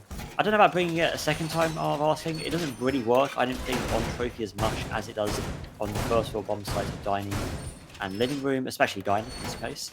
But yeah, they're going to be stick picked, or I should say repicked onto the line instead. So that's a more reasonable choice. But they're still going into the KB Blitz lineups. They seem to love these rush compositions, despite them now not losing by that far of a margin as they were previously. They're still going for it. They're still going for these very quick and unexpected compositions because nobody's banning them from running these compositions. But a lot of teams don't like going for them because they're very situational. You have to know how to rush very, very well. You have to time it correctly. You have to obviously win your gunfights too. So that's always for some teams definitely quite a big thing to ask. And here comes Red Canyon, 9-3 in this game so far. Going for yet another spawn peak outside the bedroom window, but the attack know better than to wait for the spawn peaks to come through. He's going to run out the door, but to no avail. But yeah, it's going to be a full push from the study side. Even the defense themselves recognizing the blitz is being chosen now. So it's not to recognize patterns in their lineup. It's not to realize that maybe they're not just bringing this blitz as a one-time choice. They're actually going for a constant choice of this blitz, and he's running through again immediately. But Tyrus getting the opening pick onto Apollo. Now the blitz holding the 94, but it does get peaked, and now Tyson is 2 kills to his name on the study balcony, looking for another. He sees the blitz on the main stairs. Looks like he swung from the study door and got those 2 picks. But Blitz is still safe and sound here, but one walks through and takes out Sleep. But Sleep does still get a trade on to Iris. That's going to be the Blitz. And now it's down to Bunny immediately in under a minute. This round has nearly gone to a finish, but now Alpi for some reason sprinting through, making himself 0-3 now. But that's another pick there onto the Rooney, the Bunny, making it now 1v2. I think now that's a sign for the defense to slow down a little bit and just hold this very good 180 crossfire that they currently have on the study door. But right now he's just waiting for the right time to push in. He has the yellow ping onto the person on the right-hand side of study. But does he have the awareness to know there's someone going to be playing on main stairs too? It makes sense in a situation to check main stairs, but he has to be a lot more aware of that study person. He could maybe peek onto main stairs. I think that's what he's going to go for here. You know, for the swing onto main stairs, then not be exposed to the person inside of study. Or maybe he'll go for the peek onto both of them at the same time from study window. Who knows? Just waiting for the right moment here. But he has to time this perfectly, and he has to swing at the right time to go for the 180 turn onto the second person. It's incredibly hard to do, but I wouldn't put it past Bunny here. He's doing well so far in this game, 5-4. He had to make it 7-4 to win this round. Looking for 1, but he can't turn around fast enough, and Steak finishes him off. And it's going to be a classic 4-2 split here on Villa, and a good fight back here from EGirlz.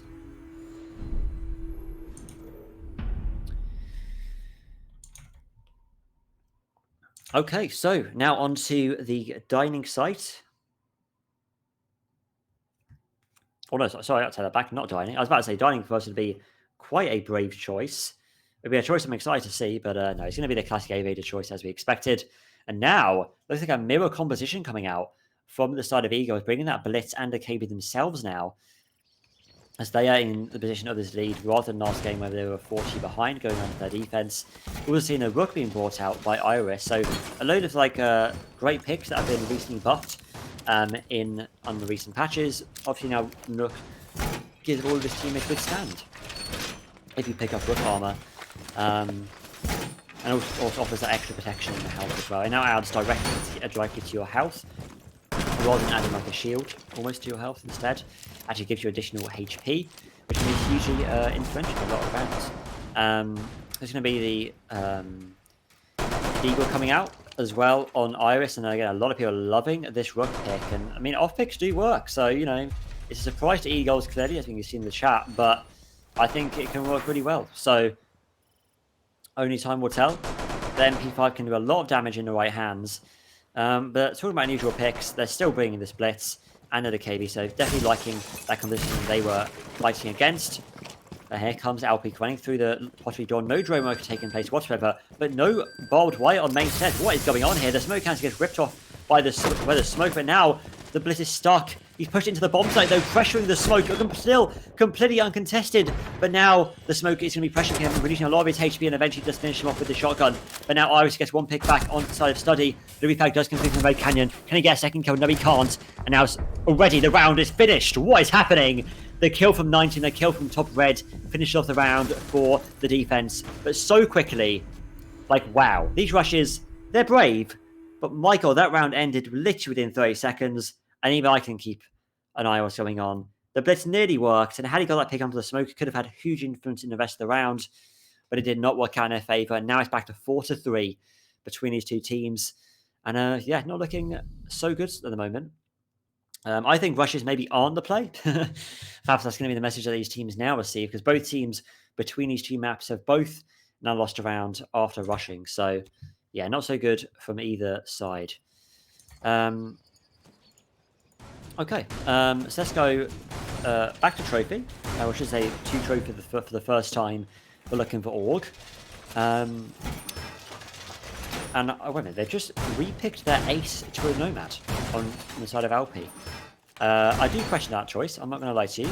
I mean, you definitely need that hard breach, I'm not going to lie, especially on Trophy. They repicked it immediately too, before they even knew the bomb sites. They clearly had intention to do that. Or maybe they found the bomb site immediately and just thought, yeah, we don't need a hard breach.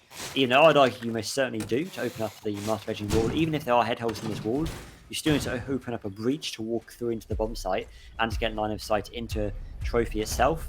So maybe a bit of a questionable choice there from the attack, but the door's been open from the Study from Iris, but the attacker already free-farming through it, and are very much aware of this pressure on the door, and they immediately push back as a result. A great choice there, and I think the wise thing to go for. It's me, Red Canyon, now making his way through onto Study. 11-5 so far in this game, so doing a really good individual performance, a complete turnaround from last game. It looks like Alpi's actually stealing their stats. 0-4 so far for them, unfortunately, but it happens sometimes. We all have bad games, and as this time it's Alpi's turn. Red Canyon has issues with him, and there's going to be a pre-fire coming out. The Tyrox, but it gets eventually picked off by here. Alpi's been finishing up the board as well in the meantime, so again, 2-Fate early opening pick going in favour of looking for Org, and it's definitely the start they would have wanted here, especially because they were in such a good position going to defense. For some reason, attacks are just so poor right now, and they cannot win enough rounds to get enough rounds on the board. You know, you can't have to win your attacking rounds, even if this map is quite defender side. You still have to win these rounds, especially because they look so in control. Like they were winning a lot of their gunfights. It looks like a complete opposite kind of moment here as they've swapped sides. Alright, I should be back now. Hello Dan, sorry for leaving the game like this, but you know, since actually wait, we'll finish this round and then you can tell me what I missed out on. So it seems like Sleek, ooh, just catching the head of Tortilla, very nice indeed. But we do have quite a lot more members to go. huddled up here on landing right now. Avani wants to get the man in the master's bedroom right now. Just gonna hold that angle, but to be fair, all LFO really need to do is just hold their angle. They have no reason to push, they have no reason to get aggressive. Considering that time is on their side right now, and sure, while EGirlz technically do have quite some time, it's not gonna get any longer, I'll tell you that much. So, again, LFO, all they really have to do here is just sit here and let EGirlz come to them. Yeah, absolutely. They're waiting for the right time to strike here. It's going to be the Goyo canister being opened up there and causing even more time to be wasted for the attacking side. And this Goyo canister can waste a lot of time for the attacker now. The Peaky is going to have to come through from the attack. They have to push through at some point, and Gaps is ready and waiting with his shotgun. Takes out one, looking for the second Iana, but cannot land it. But instead gets refragged by Iris. Give now a 4-4 scoreline for the side of looking for.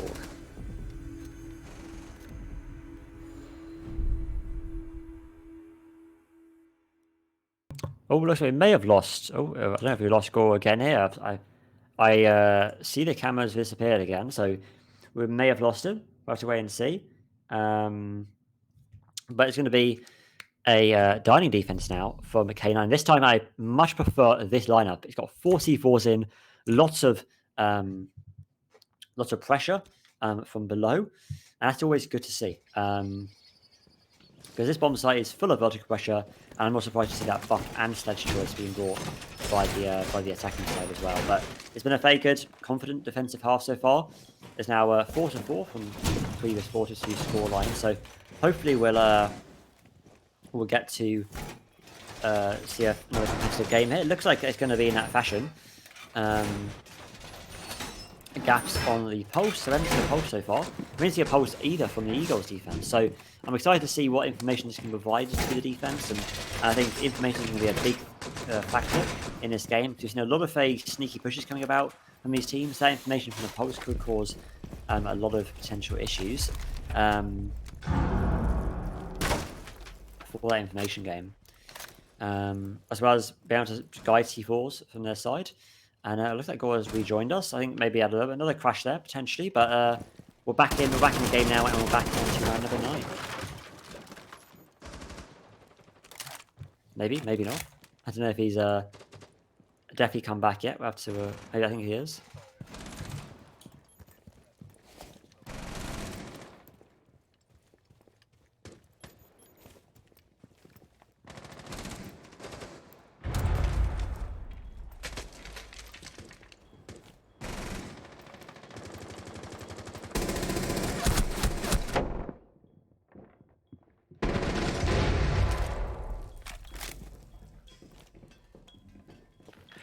Absolutely amazing stuff. Could get a third if he's careful, but as pre-fires will give him away. Red Cannon will be down, but not quite out just yet. Tyrox could throw his life away and does so spectacularly. Another down. Iris Tortilla with another couple of kills. Red Cannon still down. LFO still on the man disadvantage.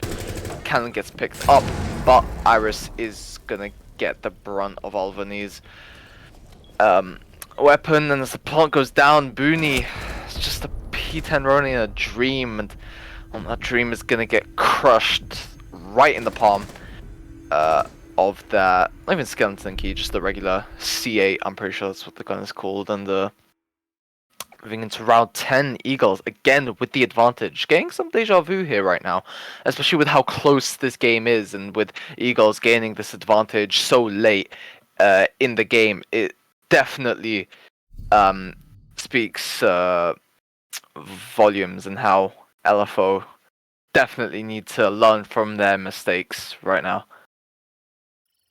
Yeah, I completely agree. Definitely very important for them to do so.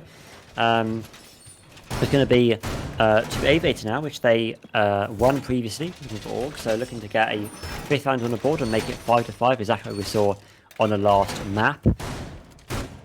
And it's going to be Kapkan being brought again. We saw, I believe, Kapkan being brought once on the EGirlz defense, so now it's being brought again by Iris, who's placed those 2 Kapkan traps there on the bathroom door. That's going to kill anyone who walks through that doorway now. And it's going to be, get off from that, a fairly standard lineup. This time more standard than previously. We saw a lot of DKB and Blitz from both sides at the start of this game, especially when looking for all attacks, and a little bit from the EGirlz attacks too. We'll see what they can do now with a more regular lineup. It's going to be Iris playing the side of a Pantry, going towards Dining now as well. It's a bit more of a extended roam with that C4 pressure from below to potentially ruin the attacker's day later on in the round. Let's see what they can do. They're going to take control of the master bedroom side. Yeah, but even for, you know, an operator with C4 to bring out Kapkan so far out into the field is a very interesting decision, considering that his weapon, while it isn't bad, it's not exactly a weapon you'd prefer, especially for roaming. And well, there we go. Those EDs are gonna come into play right now. With those excellent placements, it's lucky that those EEDs didn't actually kill the Ashe, considering that she is a 3-speed, and Kapkan actually plays 2 there. But Tyrox, in the meantime, he'll fall down, but not to EEDs, but rather good old-fashioned bullets coming out from that Org. Sleek continues on, trudges on, especially with the wounds that he has amassed earlier. Alpi is just going to do some basic reconnaissance to try and scout out for the rest of his teammates, but seems like that Sleek wants to be a bit more progressive, a little bit more faster, but Iris looking the wrong way. His ears deceive him as he walks straight into the bullets of Alvani. Booney with the C4 kill from above, death from above, you could even say. And LFO with the man advantage. Back and forth, back and forth. Alvani and Sleek are the last remaining members on EGirlz right now. What can they do here? Gaps does smoke off that entrance for them, so it's going to be a lot harder for them to enter. He actually has 2 more canisters in his pocket, and with 2 minutes already having gone by, this could play a major factor. Another canister will go out. I think that might have gone off as well. I can't tell because I don't really have my sound on. But there we go. Now I think it just activated. Bit of silence as LFO hold their angles. EGirlz not rushing into anything right now. Actually, it's Alvani just sort of trying to keep Tortilla and the rest of them at arm's length, but unfortunately that's going to cost his life, and Tortilla isn't done yet. He goes for the remaining player of EGirlz, and it's 5-5 level pegging, even Stevens, whatever you want to call it, going into round 11, and so late again into the round with very little to set these teams apart. Yeah, completely agree. A lot of you literally can't tell which one team from the other. It's constantly back and forth. The entire game is in blue orange. We had one case where it was blue blue, with EGirlz was winning 2 rounds in a row, but apart from that, it's been constantly back and forth in this game, and it's pretty incredible to watch. I'm not going to lie, it's been a very entertaining game, and I hope it continues to continue this way, because at this rate we'll probably end up going to overtime again. I think we probably will end up doing so, and makes it all the more exciting. It's going to be a Kapkan now making defenders known again. We saw Kapkan get a kill with a C4 last time, and also reduced the health of an attack, I believe, in one case as well. So yeah, definitely a good choice, and it's working very well. And it also makes the attacker just aware to destroy Kapkan traps. I think it's a nice thing to give them a distraction from their push, wasting a little bit more time than it would have been, they would have had otherwise. Joy being used again as well from Apollo, so yeah, definitely a good lineup there from the defense, and they seem to be sticking with it, which I can't blame them for doing. There's going to be another full-on push from the one particular side, which we saw EGirlz do a lot of in the last game, and it's been potentially part of the reason why they haven't been so successful in their attacks. Looks like they're turning it around now. They've won, 1 of 4 rounds so far on the attack, so not an amazing performance, I must say, but it's still, not too bad. It could be a lot worse. They could have lost this game already if they had lost all of their attacks.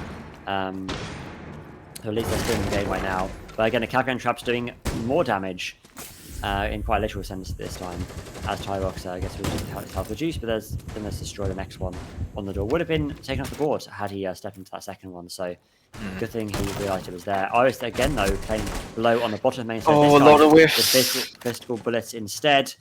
A little bit of whiff there from LP. Now finding this Nook ability being put to good use, but the shooting will give away her position, which I mean that Nook ability is kind of a bit more not as utilized so effectively. But Kakan is still below right now with a C4 in hand inside living room. Could easily get a C4 off from below onto any of the players playing on landing. Or even make a flank up the red stairs. But I think Albany's aware of where this Kakan is playing, or maybe not actually. Much they have any idea at all. No. And Iris might get a free pick onto the sledge, and yes, he will.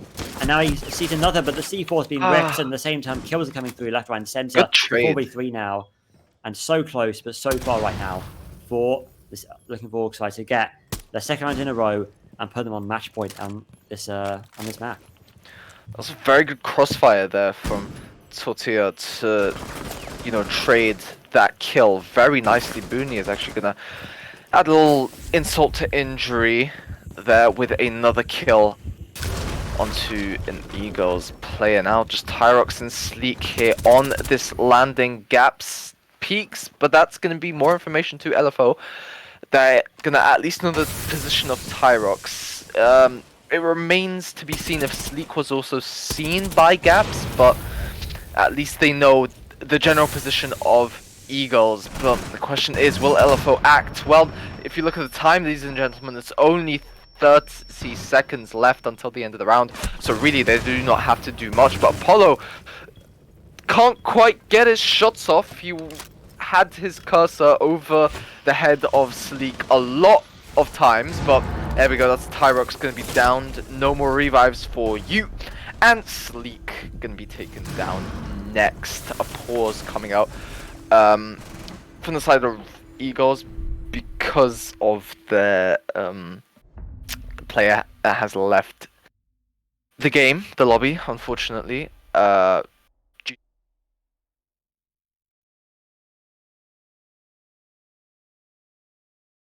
From LFO. And Yeah, absolutely. there's not much else. I think it was a bit of a stalled out round there from them. I think they had a good amount of they had a good position. They had a good amount of control of landing quite quickly. They just got completely stalled out by the amount of utility from the defense, smoke cannons in particular, as well as cap cannons slowing them down, having to check for them every now and again. And I believe a C4 went out at 1.2. So a variety of things were distracting them, including the cap can in person this time from below, which took out the sledge, but did get refragged by the Ayana. So it wasn't, a flawless defense, but it was quite a strong end to that round, especially with the amount of setter they had. I feel like they would have benefited a huge amount from some presence on the bedroom side, the attack, which would have allowed them to at least put some pressure onto the anchors and probably put them in a much better position in the long run. Because pushing from one direction can work, but it's also very situational. It means that if you can't gain that control and can't get your kills from being together, then separating might be the way to go, because they were in good positions, the defenders, and the only reason they were so good was because they weren't being pressured from those angles. So it allowed them to be very flexible with their movements, and ultimately meant that they were in a much stickier position when it came to the final push. It's going to be to Dining next for the defensive side on looking for Org. So I suspect, they're going to bring a few C4s. So we see 3 C4s right now on their side. So a good amount. I think 3 is the minimum I would say is C4s for Dining and Kitchen. Yeah, I mean 3 is more than enough. We saw them lose Dining before though. So this is going to be the round which, according to the trends right now, it's in the round they lose, and we'll probably end up going to overtime.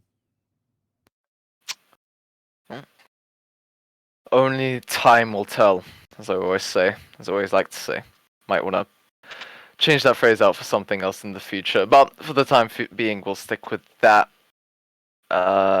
We should be getting back into the game soon enough. Seems like it might be an even bigger issue this time around. Unfortunately, I don't believe we have any info as to what that is right now, so we'll keep you posted. But yeah, I would comment on something that happened earlier in the game, but unfortunately I wasn't there for that. Had issues of my own, so... No, it's fine. I mean, I think one big thing to mention was that it was a 4-2 split again, and this time in favour of EGirlz, going on to the attack. So basically a mirror of last game, but the other way around. So yeah, that was basically the main thing he missed. And it was quite a solid defensive half from EGirlz, but they were again struggling on the attack, and they managed to come back and now we're in this position here. Looks like LP's rejoined us though, so it looks like we're probably be going back into it any moment now. It's going to be 1 round away though if you're looking for Orc and making this a draw, and then we're going to see if they can potentially take us to overtime, or if they can end it here. And then a draw would be really useful for them as well. It would be their first win of the season, so it's quite a big moment for looking for Orc here to get this victory on the board. But yeah, we've got a good way of doing it, but it's just about not repeating their previous. Oh no, that could be a potential crash on the other side of Iris, but that looks like it's fine now. So yeah, we'll see if they can not do what they did last time they defended this bomb site, which was basically give themselves away quite quickly and give away control of Pantry fairly easily too. You know, kind of just a bit screwed from that point, but maybe this time they'll keep a good eye on the Pantry. I'm unsure behind the reason behind this Warden play. We've seen no Ying brought out, which is kind of a surprise because they brought out like every other toxic operator in the game apart from Ying. So I'm surprised to see him being chosen here. But you know, maybe they like the MK, maybe they like being in style while they play some Siege. Who knows? But it's going to be a small meet coming out from the study door from Iris here. Yeah, again, the attackers know what's coming. They pre-fired the door already. They know exactly what to expect. It looks like it's going to be their angle of attack, though, the study side, which has been their way to go quite a lot. Actually, no, it's going to be a change up to the Master Bedroom side, which makes sense for the bomb side at hand. Yeah, what Iris could have done there is that, you know, kind of wait out till they're done firing at the door and then maybe peek out when they least expect it. But intuition tells them to retreat, which is good because you know, EGirlz continue themselves. But speaking of jumping straight into bike storage, Sleek covering the angle on the door while Tyrox just keeps on firing from that main doorway. But it seems like he sees the foot. There we go. Sleek will be one to fall. And now it's just Tyrox there. He's also going to get taken out. C4 does come out, but doesn't really hit anything. I thought they knew that there were only 2 players in there, but I suppose not. Always good to double check with the C4. Red Cannon almost getting caught himself. LFO looking very confident. Definitely had the mindset to close this out, and could it very well go that way. But I may have just cost the custom. It's possible. Anything could happen. Gaps, he sees what I believe to be the IQ, and now both the IQ and the Buck, with both Red Cannon and LP respectively controlling those operators. Red Cannon, actually looking over at the C4, it seems like they've actually expended all their C4, so it's not like they can particularly contest these players up on the top floor. All they can really do is just gather information. But I think what could happen is maybe, well, I mean, I guess it kind of depends if EGirlz know if they have a pulse, right? Because if they have a pulse, I think, well, I guess not only that, but I guess it's also the knowledge of if they know if they've expended all their C4s. But it's just a bit too much to think about, so I guess they'll just go for an entrance by going down the stairs rather than any kind of hatch shot. Booney takes a lot of damage, but that then exposes the position of Red Cannon. Apollo from behind, but Alpi actually manages to get one. Apollo is yet again from behind. Red Cannon actually takes out Booney. Very dire thing.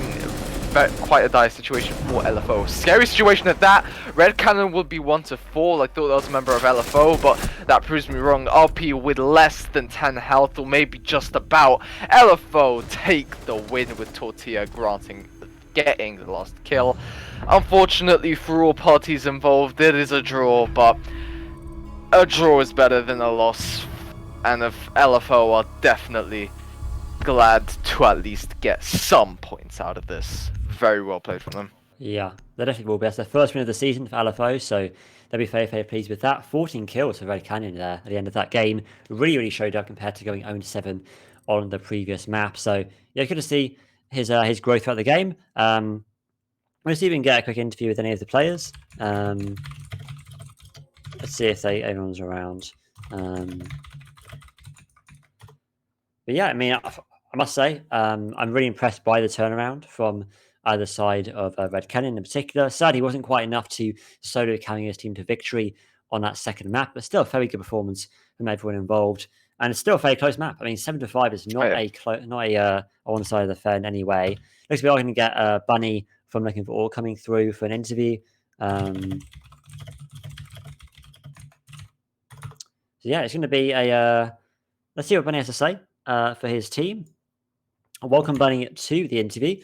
I just want to ask first, how do you feel about that game? You had your first win of the season so far. How do you feel?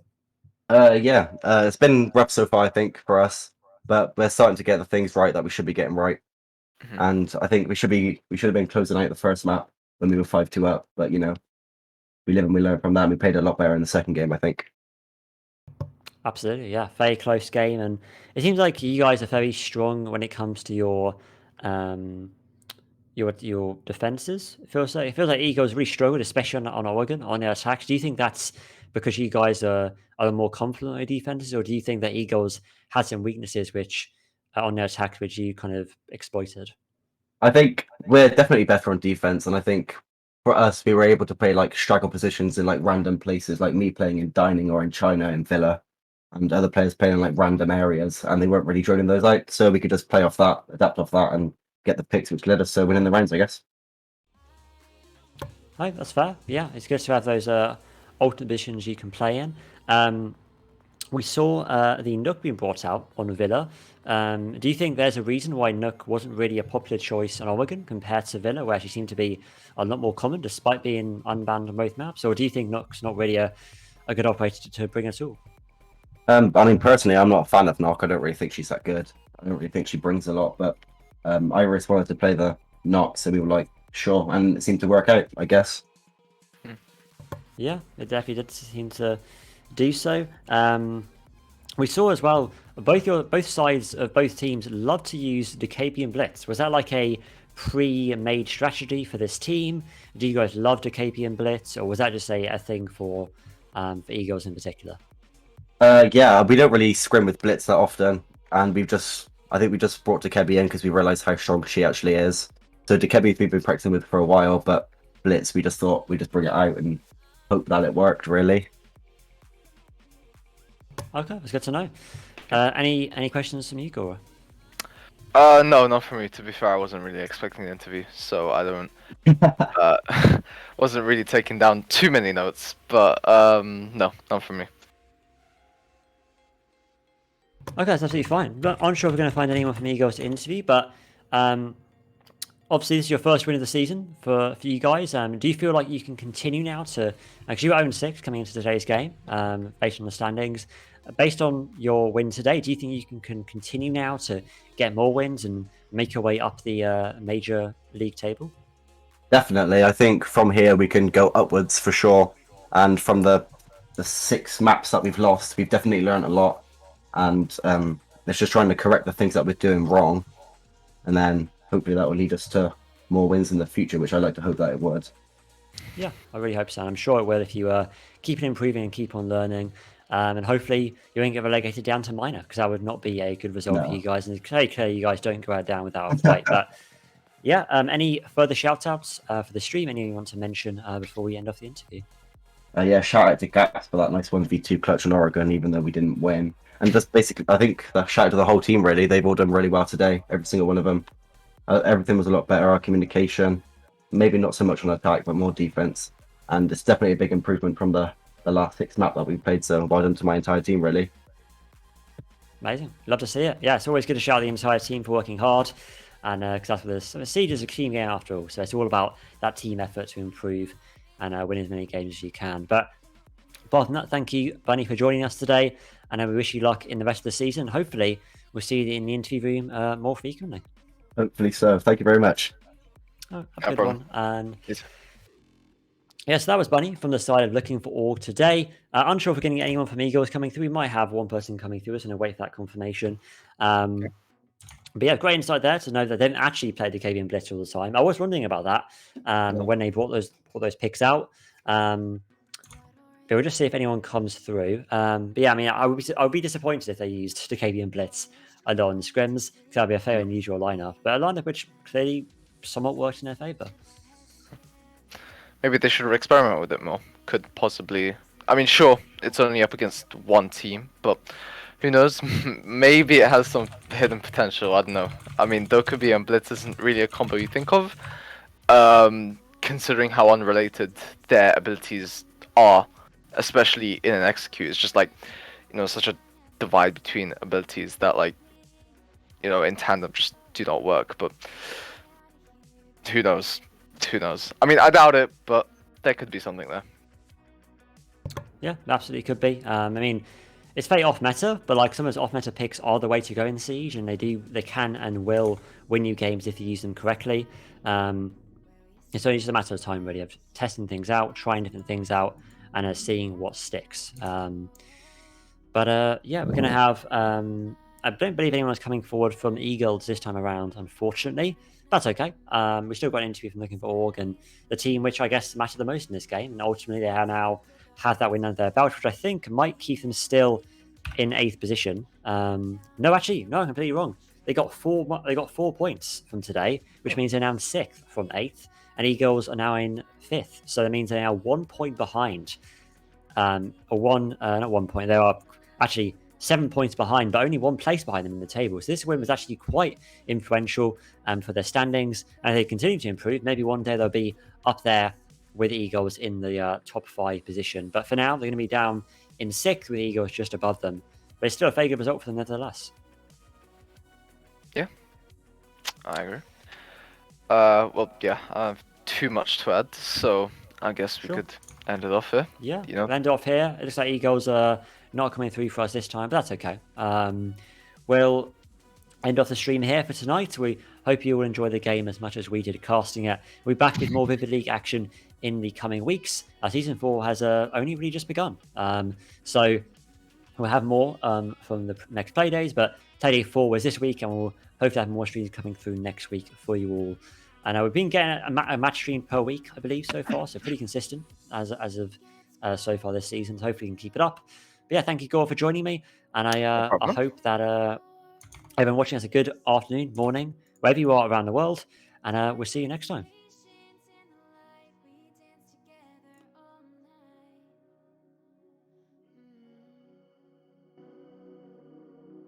We slept with our heads together. We had the same dream. A new town in the window of a tree. Going 85 under